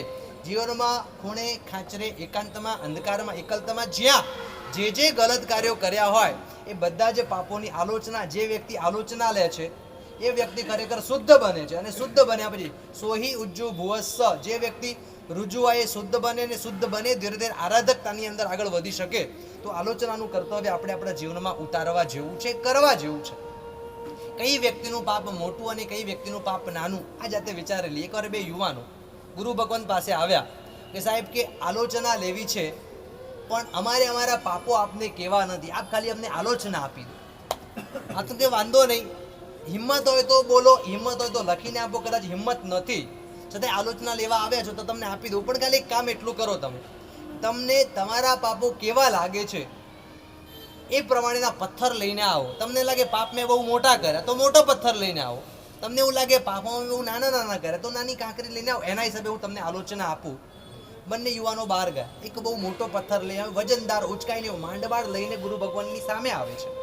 બીજો સાવ નાના 2-4 કાંકરા લઈને આવ્યો. સાહેબ મારા આટલા પાપો છે, પેલો કે મારા આટલા પાપો છે. ને ગુરુ ભગવંતે જેણે નાની કાંકરી લાવી હતી એને મોટી આલોચના આપી, જેણે મોટો પથ્થર લાવ્યો એની નાની આલોચના આપી. શેના માટે? કારણ કે મારું પાપ મોટું છે આટલો તમે સ્વીકાર તો કર્યો ને. નંબર 1 પહેલા સ્વીકાર ભાવ, પછી એકરાર ભાવ. આપણને આપણું પાપ નાનું લાગે કે મોટું લાગે એના આધારે આલોચનાનો નિર્ણય થાય. અને પાપ ખરેખર એ આલોચના લીધેલી ત્યારે જ સાર્થક કહેવાય કે બીજી વાર એનું રિપીટેશન ના થતું હોય. હમણાં આલોચના, પાછા પાપ થયા, પાછા આલોચના, એ પછી યુઝ ટુ થઈ જવાય એ આલોચના નથી. કદાચ બને શરીર લઈને બેઠેલા છીએ, રોજ સહજ જે પાપો સંસાર, તમે કહો સાહેબ સંસારમાં પાપો થાય કે ના થાય તો શું કરવાનું, તો પણ આલોચના લેવી. જસ્ટ ગઈકાલે જે કપડાં પહેર્યા હતા આજે મેલા થયા, ધોવા માટે મૂકો કે નહીં મૂકો? આજે પાછા પહેર્યા, પાછા મેલા ન થયા, પાછા ધોઈ દેવાના. કપડાં શરીર છે તો કપડાં મેલા થવાના જ છે. કપડાં મેલા થાય તો ધોવાનું કાર્ય જેમ કરીએ તેમ મન છે તો આપણો પાપો બંધાવાના જ છે. તો પાપો તો શુદ્ધ થવા માટે આલોચનાનું કર્તવ્ય આપણે આપણા જીવનમાં લાવવું જોઈએ. જે વ્યક્તિ હૃદયથી ખુલ્લો થાય ને, બહુ સરસ નાનકડી ઘટના, બહુ સરસ છે. એકવાર સંગીતના વાજિંત્રોમાં ઢોલ અને વાંસળી બંને ભેગા થઈ ગયા. ઢોલ કહે છે વાંસળીને, તું પણ સંગીતનું સાધન છે, હું પણ સંગીતનું સાધન, પણ આપણા બંનેમાં બહુ ફરક શું છે કે લોકો છે ને મને આખો દિવસ માર કરે છે ને વાંસળી તને કોઈ મારતું તો નથી, તને હોઠે મૂકીને બધા પ્રેમ કરે છે. આવું શાના માટે? તું સંગીતનું સાધન, હું સંગીતનું સાધન, મને બધા મારે, તને બધા પ્રેમ ગમે. આ બંને પાછળ કારણ શું? વાંસળીએ બહુ સરસ પ્રેમથી જવાબ આપ્યો કે આપણે ભલે બંને સંગીતના સાધન, પણ મારા અને તારામાં આટલો ફરક છે કે તું તારી અંદર જે પોલ છે ને પોલને ઢાંકવાનો ટ્રાય કરે છે, અને હું મારી પોલને 6 કાણા મૂકીને 8 કાણા મૂકીને દુનિયા આગળ ખુલ્લી થઈ જાઉં છું. જે વ્યક્તિ દુનિયા આગળ ખુલ્લી થાય છે એ વ્યક્તિને દુનિયા પ્રેમ કરે છે, અને જે પોતાની ભીતર રહેલી પોલને ઢાંકવાનો ટ્રાય કરે એને હંમેશા માર પડે છે. તો આલોચનાના કર્તવ્યને કેન્દ્રમાં રાખીને સદગુરુ સમક્ષ આપણે સરસ મજાના આલોચના લઈને જીવનની અંદર આગળ વધવાનો પ્રયાસ કરી. બને ક્યાંક નાના મોટા પાપો થયા હોય, નાના મોટા સંકલિતોના નિમિત્તો બન્યા હોય, મનની અંદર એ દ્વેષભાવ, મનની અંદર કરેલા ગલત કાર્યોને આપણે તિલાંજલિ આપવાની છે. આજે પણ કદાચ કોઈક વ્યક્તિ સાથે મનમાં ખટરાગ બેઠેલો હોય ને, પરિશ્ન પરો પૂર્વે પ્રેમથી ક્ષમા યાચના કરવાની. તકલીફ આપણી શું છે ખબર છે? એઝ એ નેચર વાઇઝ કોઈ પણ બે વ્યક્તિ વચ્ચે વિવાદ થાય, એ વિવાદ પાછળનું કારણ શું હોય? સાંભળો ધ્યાનથી. દરેક વિવાદનું એક જ તો મૂળ છે, દરેક વ્યક્તિને લાગે છે બીજાની જ ભૂલ છે. મને જ્યારે તમારી જ ભૂલ દેખાય, તમને જ્યારે મારી જ ભૂલ દેખાય, તો પછી વિવાદ આગળ વધવાનો છે. આપણે હું કહું ભલે સામેની વ્યક્તિની 95% ભૂલ, 5% તો ભૂલ મારી છે ને, આપણા પક્ષે આપણે આપણી ભૂલનો સ્વીકાર કરી લઈએ ને, તો પછી વિવાદ વધે જ નહીં. તો આપણે આપણી ભૂલોને કેન્દ્રમાં રાખીને આ આલોચના, આ ક્ષમા યાચનાની ભાવધારાની અંદર આગળ વધીએ. આવું આલોચનાનું કર્તવ્ય 11 કર્તવ્ય. આમ 11 કર્તવ્ય બીજા દિવસના હવે છેલ્લા ચરણમાં પૌષદના વ્રતને આપણે જોઈ લઈએ. એકદમ સંક્ષેપમાં કહી દઉં ખાલી. શબ્દ સરસ મજાનો છે પૌષદ. ઘણા બધા જીવનમાં પૌષદ તો કર્યા હશે. સંવત્સરીના દિવસે પણ પૌષદ તો આપણે કરવાનું ખરી કે નહીં? સંવત્સરીના દિવસે પૌષદ ઘણા બધા ઉપદાન તપની આરાધના કરી હશે. પૂછું તમને, પૌષદનો અર્થ શું થાય? બહુ સરસ પંક્તિ છે. પોષમ ધર્મસ્ય ધત્તેયત તદુક્તમ પૌષધમ વ્રત.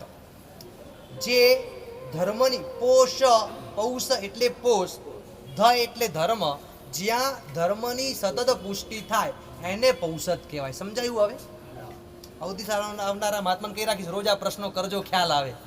પેલું યાદ રાખ્યું છે. દરેકના શબ્દાર્થમાં ઊંડો ઉતરવાનો ટ્રાય કરો. વિચાર કર્યો ચરવડાનો અર્થ શું થાય? સાધ્વીજી ભગવાનને નહીં પૂછવાનું, એમને તમને પૂછવાના રાઈટ નથી. શ્રાવક શ્રાવિકા તમારા કલ્યાણ મિત્રો, સંઘનો અર્થ પૂછો, પરિષણનો અર્થ પૂછો, પૌષદનો અર્થ પૂછો. ગમે તે રીતે બે વ્યક્તિનો વાર્તાલાપ થાય, અલપ જલપ ચર્ચા કરવા કરતા આવી ચર્ચા કરીએ કેટલો આનંદ આવે.